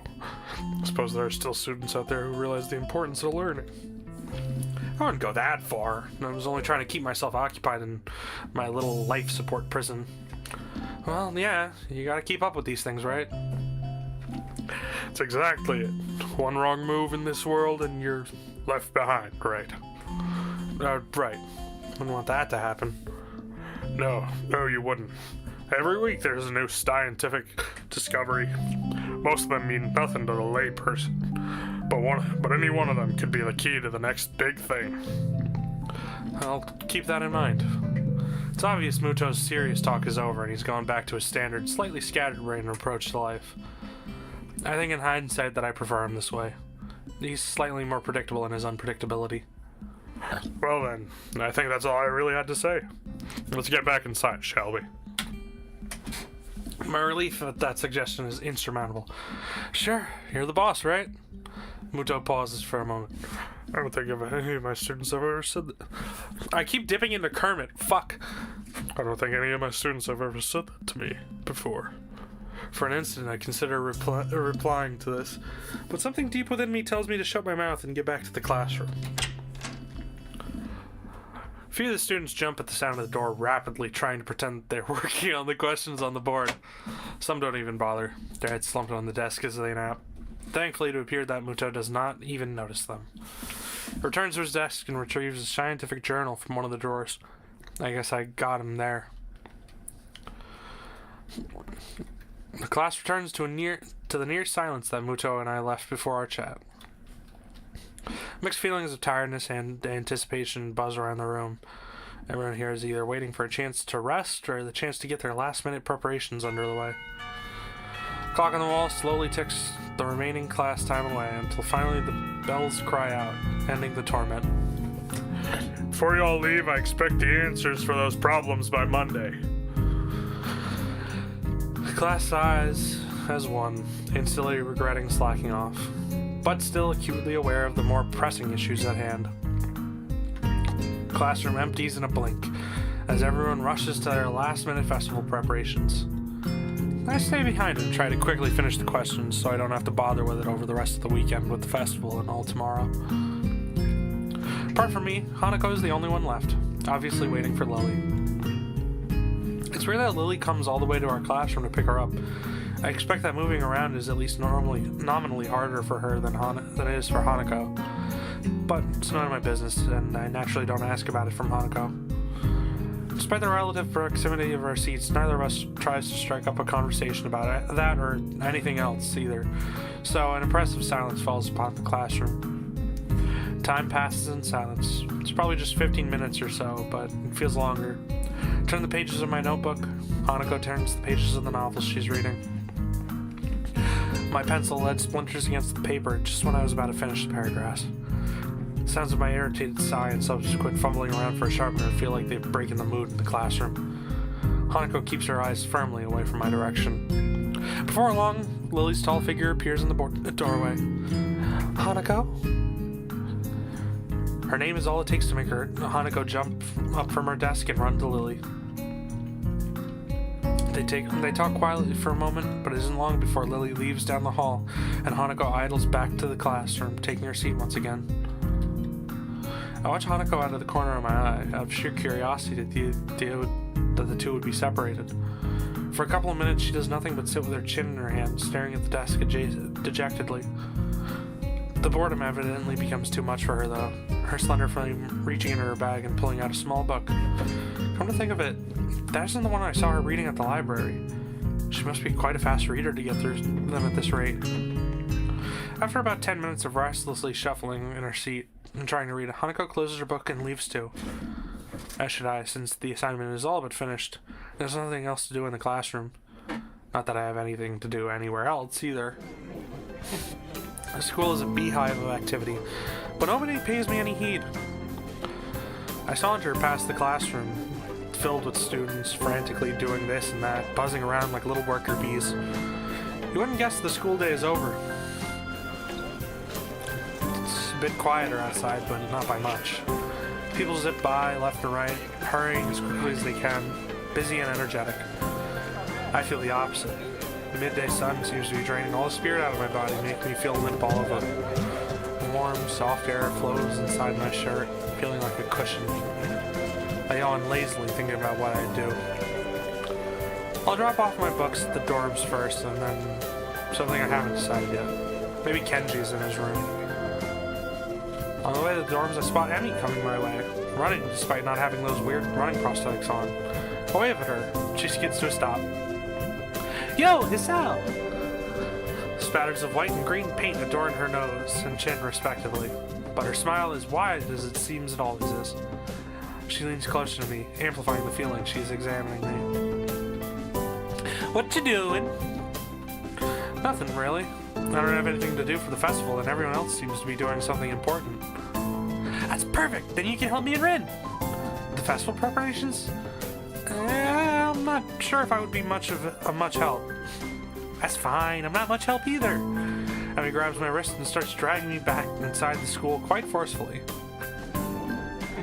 Even her walking speed is more like jogging, making me stumble over myself simply trying to keep up. The stairs slow Emmy down a little bit. Maybe it's hard to climb with her legs, or maybe she's finally run out of breath. We go all the way back to the third floor and to the seniors' hallway, ending up where I left 5 minutes ago. I could just as well have stayed there waiting for Emmy, had I known. So is Rin working on that mural still? That's right. She needs all kind of paint and brushes and stuff, so I went to get them for her. So I went to get them from the art classroom. And you need me to help with that?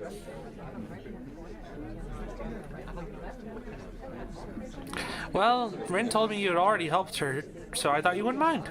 I see. So thanks to Emmy's flaky logic, here I am, again, collecting stuff from the art classroom for other people.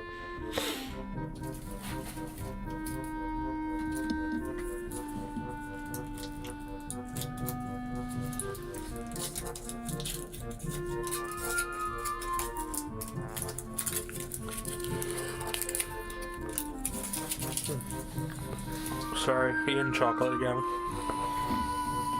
Oh.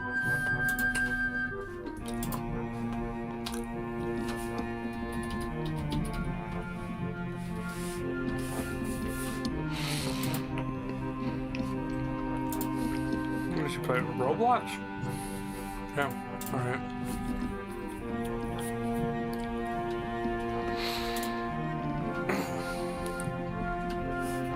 The room is empty apart from ourselves and the lonely specks of dust floating in the air. Emmy skips straight away to the back wall, digging out a tiny crumpled piece of paper from her pocket. While she tries to make sense of the scrawled handwriting, I take a closer look at the materials lying around here. Dozens of paint cans and bottles are arranged on the shelves in a most unorganized fashion. Some look like they have been left there for several decades, relics of previous art club generations. Next to the heavy stacks of neatly piled drawing paper are boxes full of different sized brushes and unsorted crayons.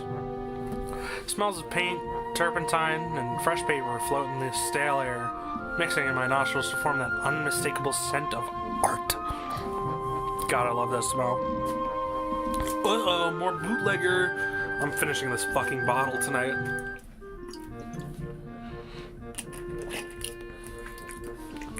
Oh, the sting. I love it. Oh, it feels like I'm drinking mouthwash. Maybe not mouthwash, but, you know. Emily studies her notes, comparing them to markings on the previous paint cans, and passes them to me as she finds the correct matches. She stretches her neck to look on the topmost shelf, but it's not quite enough. Her eye level stays below the shelf no matter what she does. Emmy gives up and just looks up to the shelf, longingly like a child at a toy store, huffing in annoyance. After a moment of building anger, she starts jumping up and down, apparently trying to speed read the labels during the fraction of a second she can see them and catch what she can. It's no surprise that she fails miserably and almost manages to bring the entire shelf crashing down. Now I see why me lending a hand would be so useful. Come on, let me do that. You can't jump high enough, and I don't want you to hurt yourself trying. Also, I'm like twice your height. You are not! She turns around flaring, scorn, flushed cheeks and all. Just kidding, just kidding. Anyway, I'll look up there, okay? She glares at me one more time, but can't come up with a retort. With a grudging, she turns her back to me. So I begin scrounging the top shelf for paint while below, Emmy crouches to scavenge what she can from the cupboards. I shake my head a little after double-checking to ensure she can't see me doing so. Emmy having a complex about her height was a surprise. I wouldn't have joked about it otherwise. She seems easygoing, but I guess everyone has their weak spots.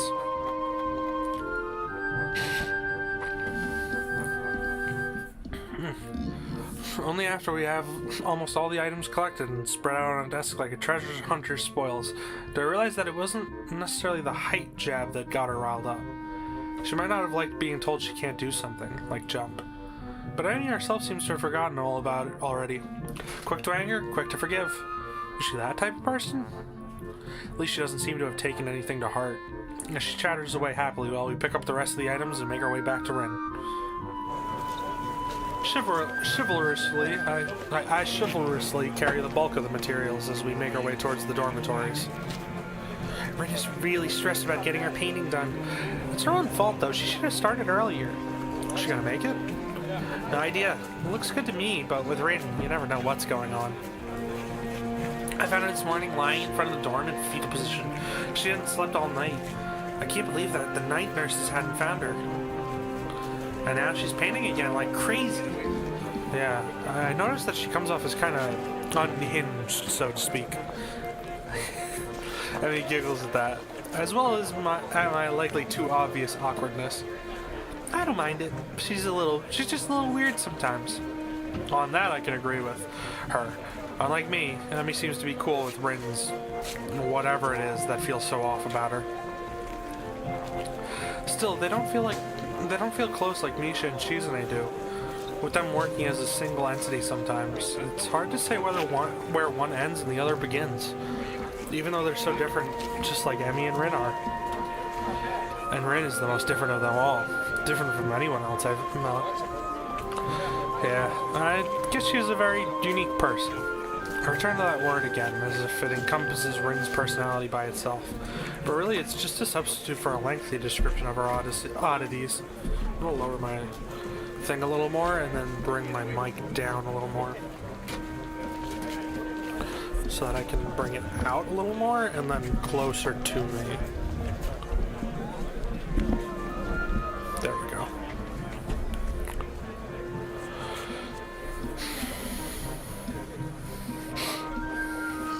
Emmy giggles as I grasp about for a properly descriptive word. She's just weird. You know, earlier she just spent half an hour sitting on her box and stared at her toes. She giggles again in a way that makes me think she doesn't know what's funny about it. It just is. All that time. The working area is a mess, but the mural itself has taken over even more of the wall.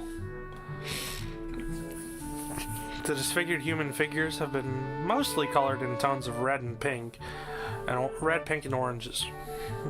Weird, imaginary, things populating the space in between.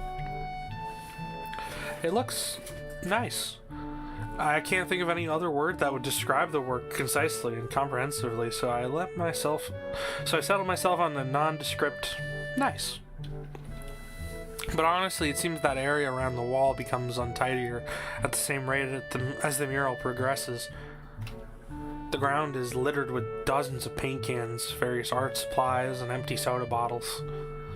Ren herself is in the center of the chaos, standing there looking very cozy as if she was a natural part of the scene.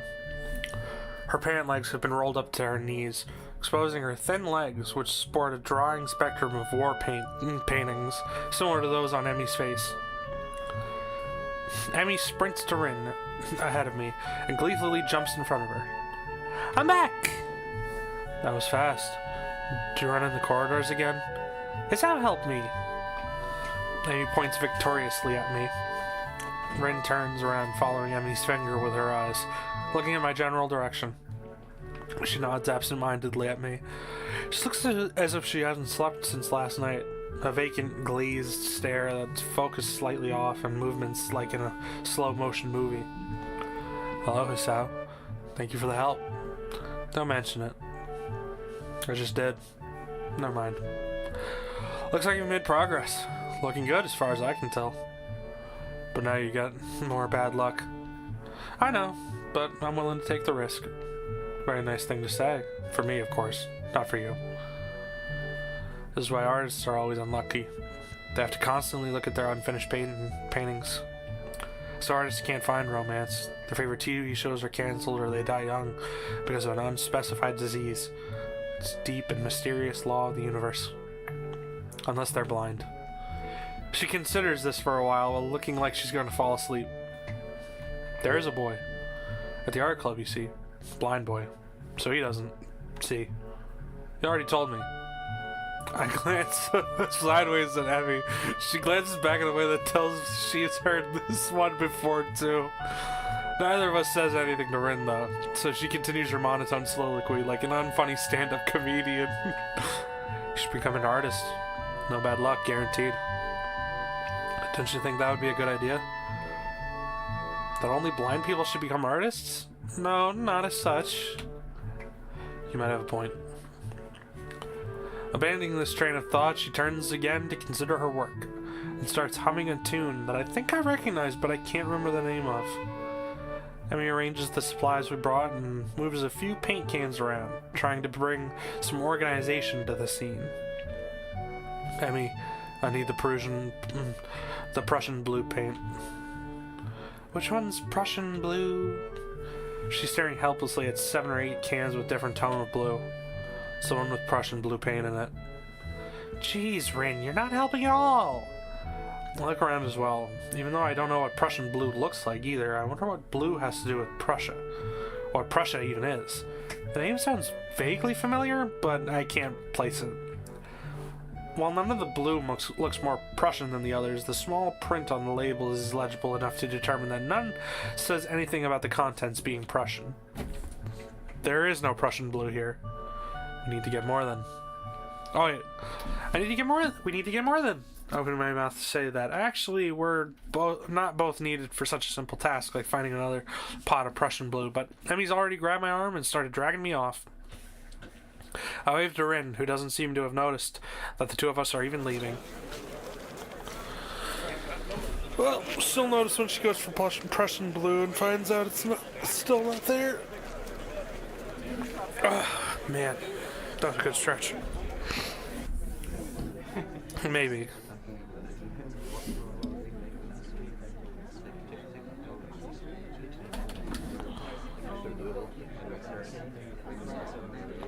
How long was the last one, actually, now that I'm thinking about it?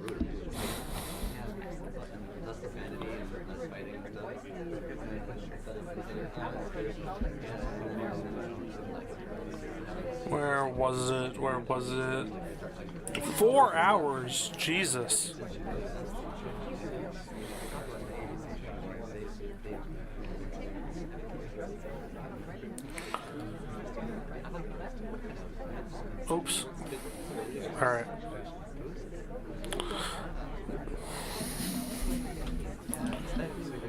Probably not, actually.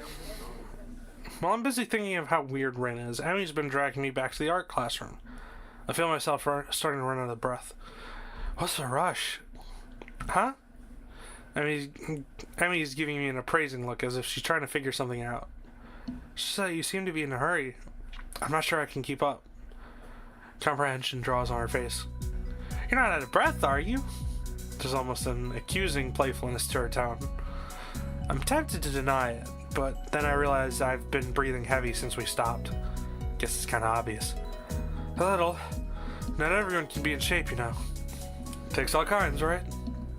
Emmy frowns. It's not a particularly good frown. That is, I should get in shape? Not that I haven't already decided to try for that. After that flutter on the track, I think there's a real need to get in some sort of running habit. I was, after all, feeling pretty good until I had my false alarm. Well, actually I wasn't, but it was fun? Meanwhile, my comment seems to have helped Emmy come to some sort of a decision. Well, that's it then. She gives me a serious look. You're joining me. I beg your pardon? In the mornings. You and I are now running partners. I got a routine all planned out, in fact. She produces a crumpled sheet of paper. I got it right here with me. Take the sheet of paper and give it a once-over. Times, dates, and laps all laid out. A slow increase from just a few laps a day to... My God, does she expect to have me running marathons? And where did she find the time to get all this together? And how long has she been planning this anyways? You've been planning this? A little. But really, it's really the nurse's idea. He told me to keep an eye on you and to make sure you exercise like he told you to. A vast conspiracy. Maybe Kenji's on to something here. There we go. The last drink from the bootlegger.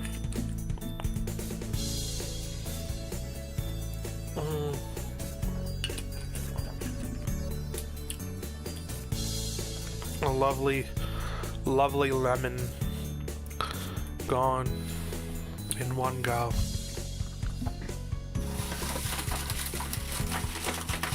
And now I'm gonna have a chocolate.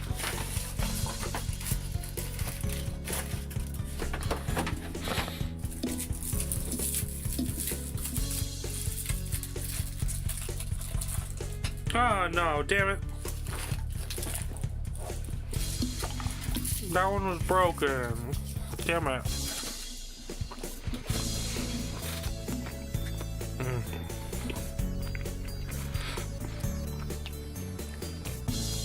Now that I can look into my PC and actually see all the components, I love just looking at the marine that I put in there. If you don't follow me on Twitter, I got a marine Android for Christmas this year. Well, last year. And I just put her in my PC so that I can look at something nice in there.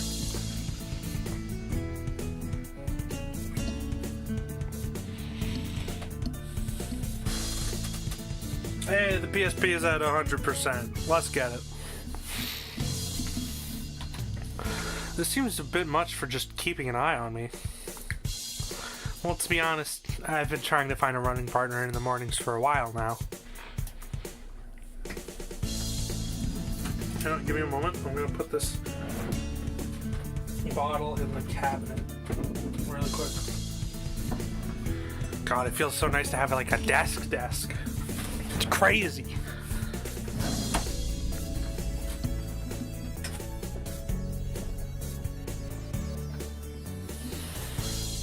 Oh my God, I can put my drink right here. Okay, just water now. I'm not gonna go down and get more, and I'm certainly not wasting my fruit punch bootlegger on today. That one's for a more special occasion, an even more special occasion than just Valentine's. What that is, I don't know. I just know that my favorite bootlegger should be saved for a day where it's needed.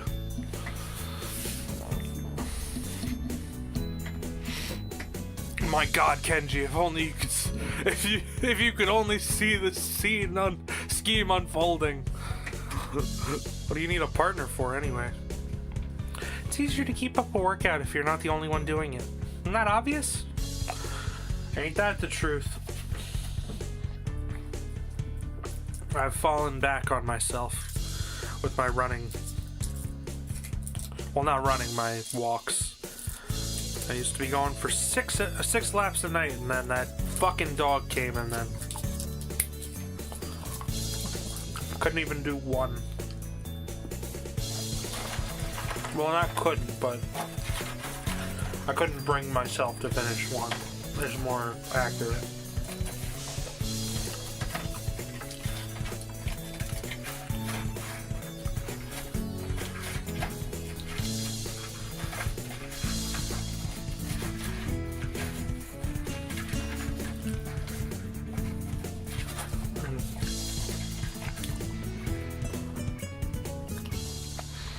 Yo, nurse is doing espresso.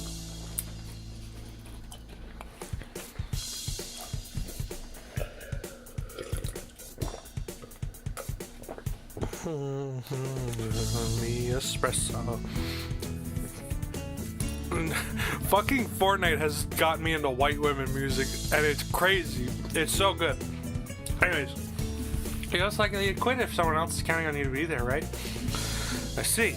And this won't only keep you running, but it'll make sure I keep running as well. Meaning that I'll be obeying the nurse. And I'll be keeping an eye on you just like he asked.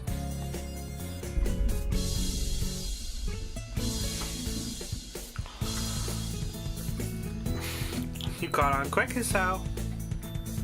And if I refuse, I have no intention of refusing, of course, but I've got to at least put up a token resistance to such a masterfully executed plan. Well, if you refuse, I'll have to pout. And you'd have to live with being the guy who made Emi Ibarazaki pout. You don't want that on your conscience, do you? As if to demonstrate, Emi begins pouting. It's the most adorable, heart-wrenching thing I've ever seen. Okay, I'll do it. Just don't do that. I feel like I just hit a puppy. So it's settled, right? You're gonna be my running partner. Follow the workout and the dietary plan. Dietary plan? Yeah, that dietary plan. Gotta eat healthy if you gotta get in shape, you know. Examine the workout routine closely. I don't see a dietary plan on here. Oh, right, I forgot to give that to you. Another crumpled sheet of paper is produced and handed over. It's somewhat less detailed. I had the nurse help me come up with it. The amount of dedication that the nurse has to keep me in good health is pretty overwhelming. I don't know how many school nurses would... I don't know many school nurses who would get one of the students to spy on me, much less help come up with a dietary plan. Then again, I guess I'm not in a normal school. Like Nintendo, see, maybe I know, me espresso.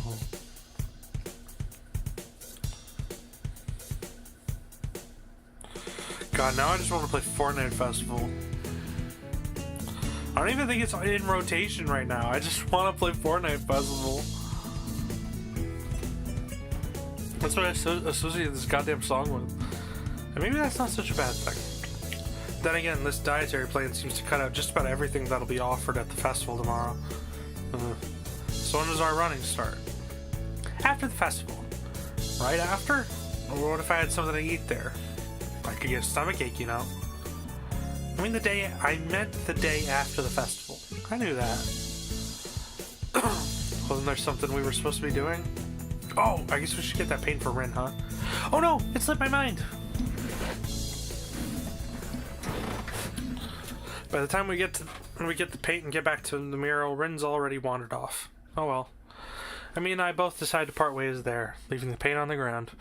Rin'll find it whenever she comes back anyway. Festival's tomorrow. I'm actually a little excited for it. At the same time, the week's left me feeling pretty tired, so I read a little and then go to bed.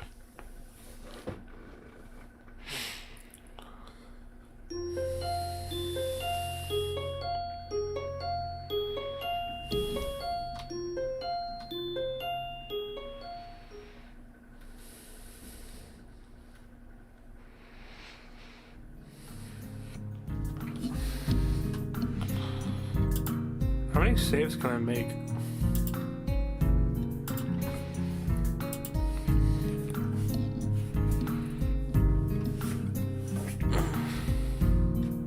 See, if I was a bitch, I would call it there, but nah, I'm gonna go.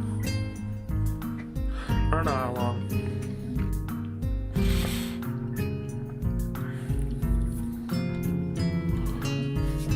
Can I raise this a little?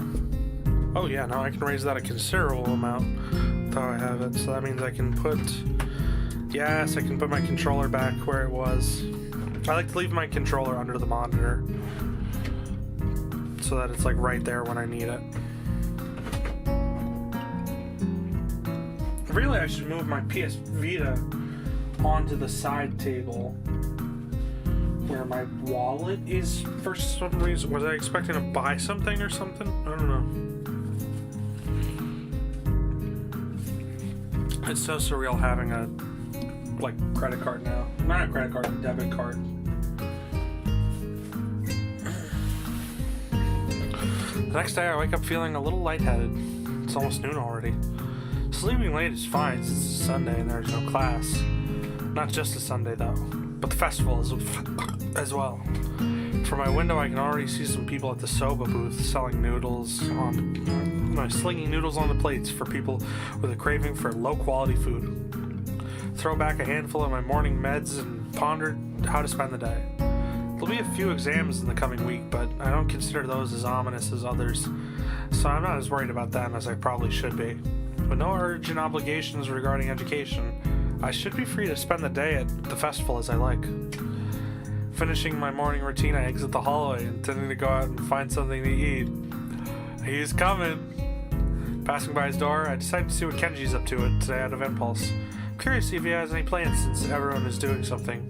Then again, I can picture him having built a soundproof shelter in his room. Or possibly something like a fort complete with no girls allowed sign. And with girls crossed out and body crudely scrawled underneath. Knocking on his door, which is luckily devoid of any kind of sign, I hear again the unsettling clicking of at least 10 locks being pulled back. The door opens up a crack. Who is it? You're supposed to ask that before you open the door. Oh, it's you! Damn, it's early. It's not really that early. What is it, man? Nothing. Just asking what you're gonna do today. After school is out there already. Where? Why? What? What is it? Is there some...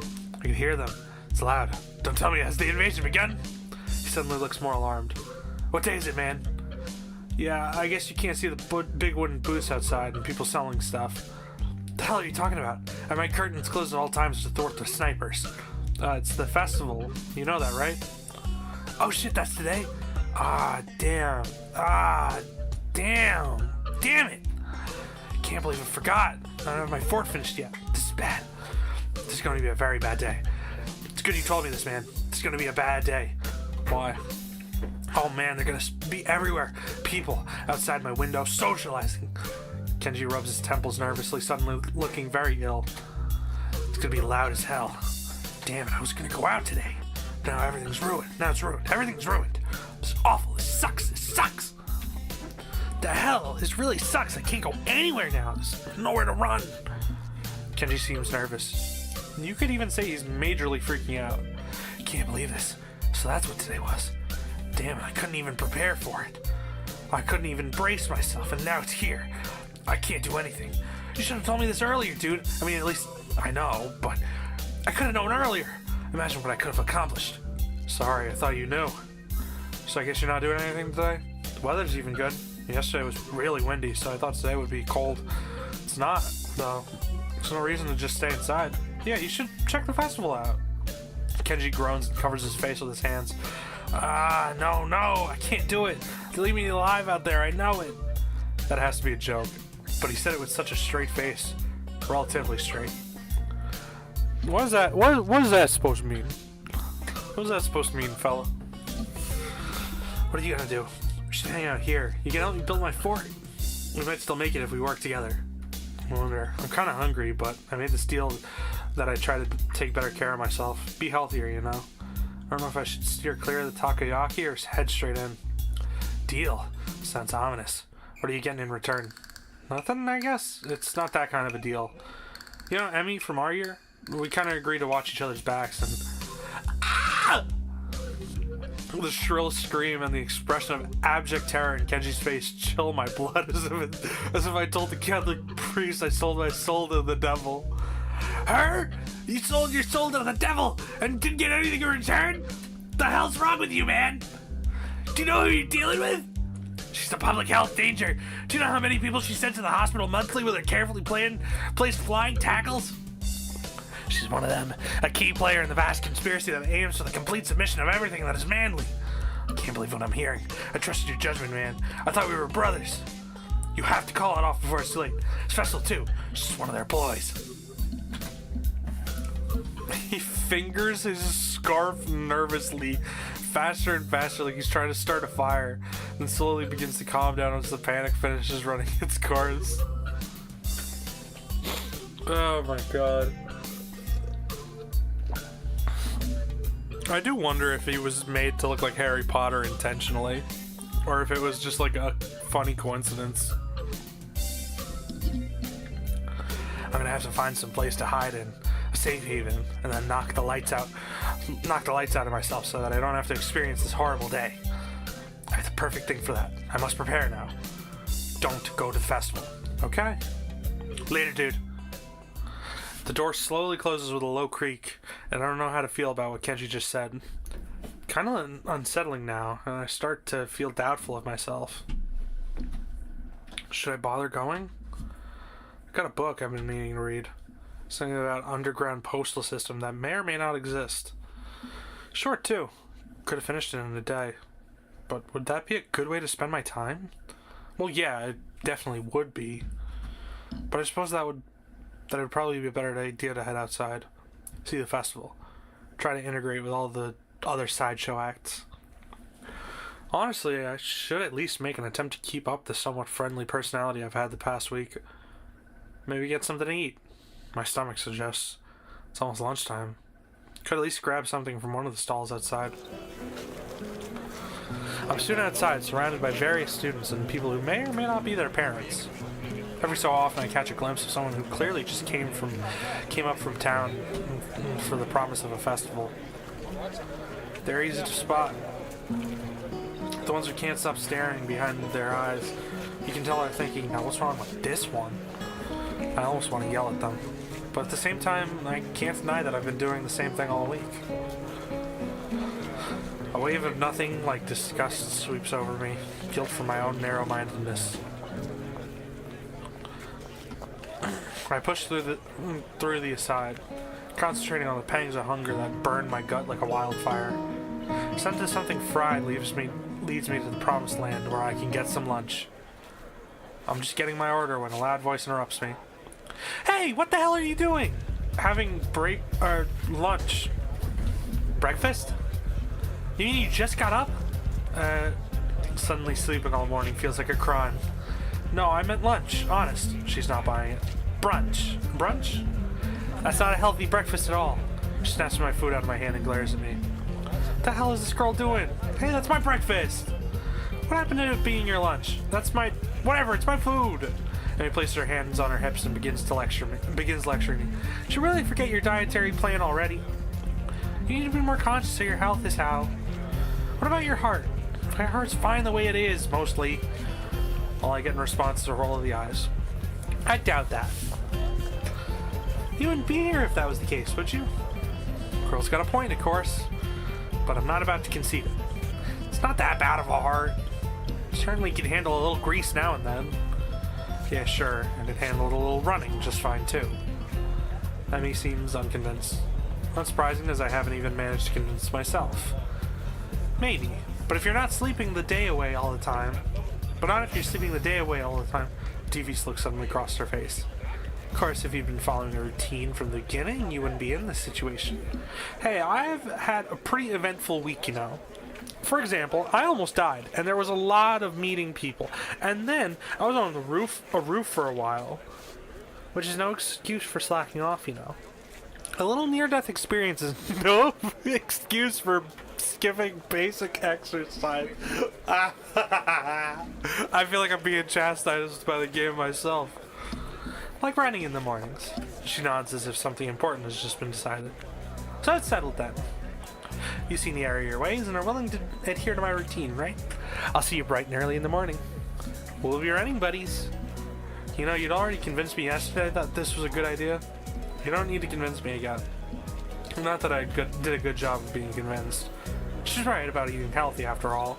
And here I am ordering up something grossly unhealthy. But delicious! There are more important things than deliciousness, aren't there? Like staying alive. If Emmy weren't here browbeating me for my poor decisions, I'd probably... Hey, wait a second! And suddenly a question springs to mind. Hey, why the hell have you taken such an interest in my well-being? Emmy shrugs and grins at me. You're the new guy. And I figured you don't have any friends yet, right? Besides, I've caused you trouble all week, right? I owe you for not getting angry. And I told the nurse I would anyway. Huh. Uh-huh.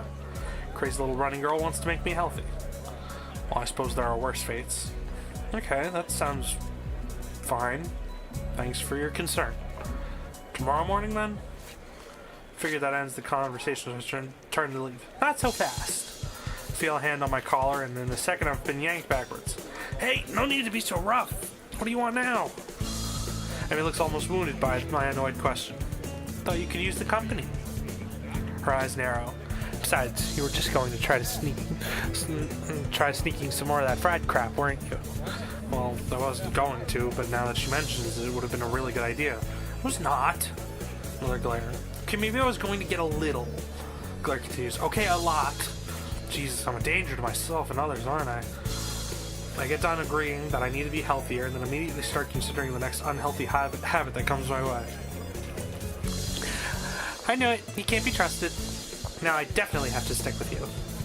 This whole situation feels silly. I can only imagine what passerbys think of the sight of me being lectured by a tiny girl half my size. Maybe I should just give up for now. Fine, do what you like. Might as well make the best of it. What do you want to do? Emmy thinks for a minute. Well, I promised Rin I'd stop by her mural, so let's do that. Confess, I'm slightly curious as to how her mural turned out myself, so again, I consider there are worse fates. I give a nod of assent and find myself almost dragged bodily through the crowd as Emmy races towards our destination. By the time we reach the dorms, I can feel my heart pounding. My heart shouldn't be pounding after just that. I take a few deep breaths, willing myself to calm down. I'm one of the most normal-looking people in the school, but I still have to be here. Sometimes I almost wish I had lost a hand or something. At least then it'd be obvious that I belong. But instead, I don't even look sick. Even now, trying to catch my breath, I just look out of shape. Emmy looks back and notices my state of distress. You're not gonna die on me, are you? Please don't. It'll be all my fault, and I don't want to have to deal with that kind of guilt. Besides, after the last time, I really don't think I need to see that again, especially because the nurse will totally say it's my fault. I'm fine. Guess I need to start running after all. And you wanted to keep eating your greasy whatever it was. See, it's a good thing I found you, right? Yes, it was. Maybe. Of course, I don't add that I wouldn't be in this state if she hadn't dragged me across the festival grounds. Further conversation is interrupted by the sudden appearance of Rin. Oh, it's you. Hello, Emmy. Hey, Rin. I brought Hisao along because he was going to give himself a heart attack. I was not. My objection goes unnoticed. We stopped by to see how the mural turned out. Rin nods slowly. Well, it's right there. You can see it pretty clearly. I find myself wondering how long Rin's been standing in front of the mural. Has anyone even stopped by to look at it? Are we the first ones? Obviously we're not the first to see it, of course. I mean, it's pretty big. You'd be hard-pressed not to see it. At the same time, I don't think anyone's actually stopped to look at it. Anyone else but us, that is. I feel compelled to say something. It looks pretty good. I'm still not happy with how it turned out, but I guess it'll do. Seems almost resigned to it. I'm not sure what she expected as a result, but I guess she didn't quite get there. We stand in front of the mural, taking it all in. I try my best to concentrate on the composition of the thing. It's actually fairly interesting. The colors swoop and blend together, dragging me in along with them. There's a dreamlike quality to the whole thing that makes me feel almost sleepy. I try hunting out for some of the colors Emmy and I grabbed for her. Try as I might, I can't see any Prussian blue. I believe this is Prussian blue. I might be wrong. It's either this or this. Oh well. I'm sure it's in there somewhere. My feet start to hurt, but Rin doesn't seem inclined to move on. Emmy speaks up. Hey Rin, have you eaten? Of course. Can't survive otherwise. What about in the past 5 hours? Maybe, but I'm hungry again, so maybe that means I'm wrong. Emmy grins and claps her hands together. Good! Come get some food with us. Rin nods in assent. Okay, but we should hurry before they notice I'm gone. Somehow I don't think they'd care. Whoever they are. As we head back to the food stalls, I cast a longing eye over the fried food. No, I'd better not. I'm pretty sure Emmy wouldn't let me anyway. We find a nice spot in the grass to sit down to eat our purchases. Well, my purchases anyway. Somehow I wound up paying for all the food. Surprisingly, my unfried food is pretty good. Silence falls as Emmy and I eat, and Rin stares at something or other, occasionally eating a bite or two of her food. I finish my meal first and lay back on the grass. Emmy glances up from her food. Tired, Hisa? A little, I guess. Well, don't oversleep or anything tomorrow morning. We start our morning runs, remember? Actually, they'd slipped my mind. I was actually just enjoying myself. Wandering around the festival with these two has actually been fun. Yeah, I'll set an alarm. You better be there. I'll get angry if you aren't. God forbid. I don't think God comes into it. Unless there's some kind of freak accident and your alarm clock shorts out. That might be a random act of God. Well, don't cause any random acts of God then. A plan forms itself in my mind. It's a plan that makes me feel kind of guilty, but I throw it into execution anyways. Damn it, I've earned a little fried food. And anyway, I'm gonna start running tomorrow, right? So the actual routine all starts then, not now. Ergo, the dietary portion starts tomorrow too. Ergo, I can have something unhealthy today. A sort of final farewell to all the stuff I used to eat with Wild Abandon before the hospital. Actually, I suppose I should head back to my room. I had some homework to do, and if I'm gonna run in the morning, I should make sure, and not early night. Those narrowed eyes again. Sure you're not gonna sneak off and buy some fried stuff over there? I'm too full to bother now. Patting my stomach for emphasis. Besides, you two have cleaned me out anyways. Emmy giggles. It's a surprisingly pleasant sound. Another pang of guilt. She's gotta know that I'm lying to her, doesn't she? Or is she just that trusting? I feel kind of like a monster. All part of my master plan is how. Well, I guess I'll see you tomorrow morning then. Thanks for the food and for keeping us company. And here I thought she was doing me a favor. Rin nods in agreement. I won't say see you tomorrow, because that would be like predicting the future, and I'm pretty sure I can't do that. Okay. Bye, you two. Feel oddly glad that I decided to leave my room today. Not a bad way to start my second week here, I suppose. Once I'm sure I'm out of Emmy's line of sight, I make a beeline for the food stands and buy some cake. At least it's not fried, right? That's slightly better than what I was planning to do. Still feel a little bad about lying to Emmy, though. She really does seem concerned about my health. I'll make it up to her somehow. Better head back to my room. Hey, I do have work to do! My book waits for me, and I flop on my bed and read through the fireworks display. Eventually, all the walking around, or more accurately, running around, catches up with me.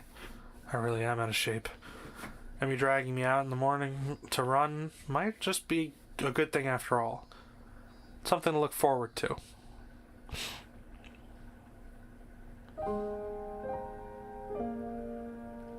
Oh, is this like proof that I'm on the Emmy route now? Why they got me in booty shorts? Damn.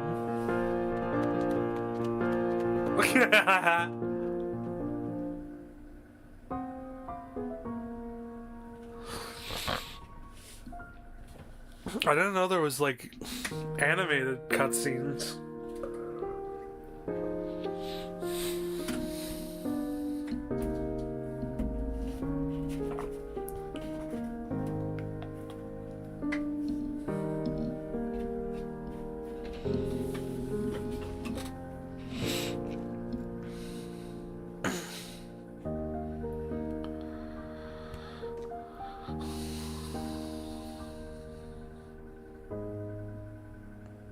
Oh, okay, so she puts her socks on over the prosthetics.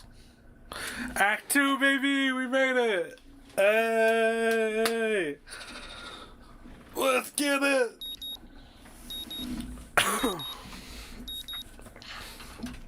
Hold on, I'm gonna save.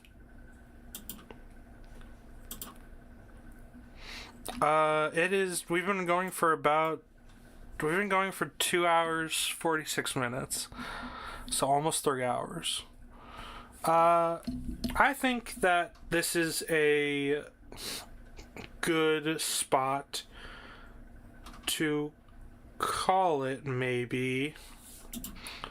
Let's get, I'm gonna go until I hear music. And then I'll call it. Actually, no, I'll cut it here, and then I'll play something on YouTube. You know what we'll do?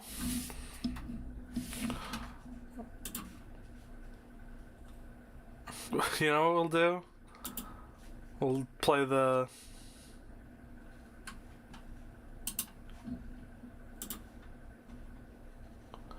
Alright.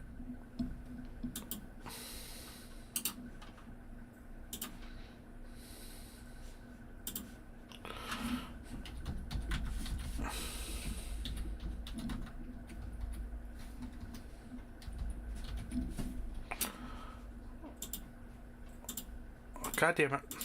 There we go. Yep.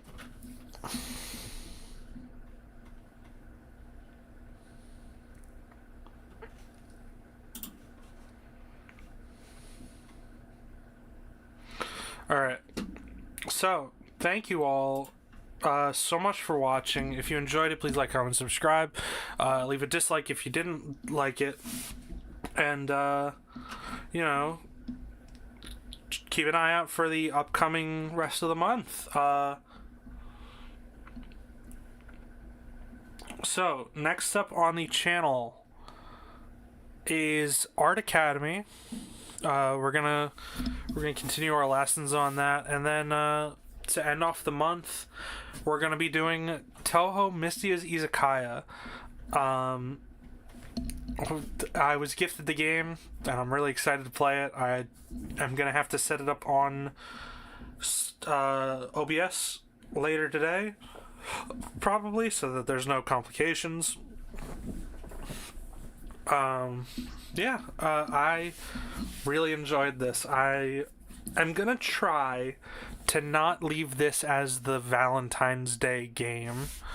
I'm gonna try to remember that this is something I can put on the schedule, although it does fit very well for Valentine's Day. My head is spinning a little, so I'm gonna drink some more water, as you should do if you've been drinking tonight with me. I'm gonna step out. Maybe, I don't know. Maybe I'll do something. I don't know. I'm gonna do a little something. I'm gonna put y'all on some music. Go look up Letas by Dadcap. It is a Ukrainian, or not Ukrainian, I think Lithuanian. I forget which one it is, but it is a band by, it's a band that my friend put me on. They have their music videos are so fun. They use like PS1, PS2. No, it's closer to PS1 styled models and graphics.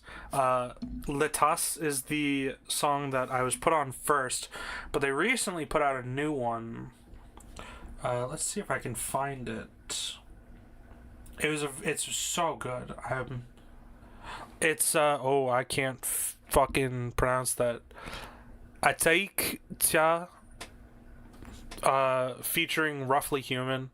It's just dad cap, one word. They're so good. Listen to Letus. It's fucking sick. They got a Gundam in it. I hope you enjoy your Valentine's Day. Whatever you end up doing. I hope that you all are doing well. I hope that you all enjoy yourselves, and I'm gonna enjoy myself too. I hope that the noise is better now. I hope that everything sounds better.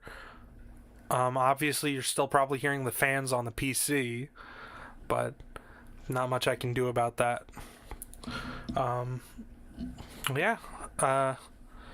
This is how it'll be from now on. So I hope you all enjoy yourselves. This is very surreal to be in my office, actually doing this. I rolled all my I army rolled all my shirts for this, so I only have like jackets and then three t-shirts in this closet still, and there are 3 t-shirts that I want to wear but I don't know if I can wear, or more accurately don't know if I should, because I don't want to ruin them. One of them is a Toho Embodiment of Scarlet Devil shirt that my friend got me from Japan. One is the Hololive Meet Anime NYC shirt from when Advent was first dropped, and one of them is my Scott Pilgrim cosplay shirt, which I've only worn once. So, and I wore it for the con.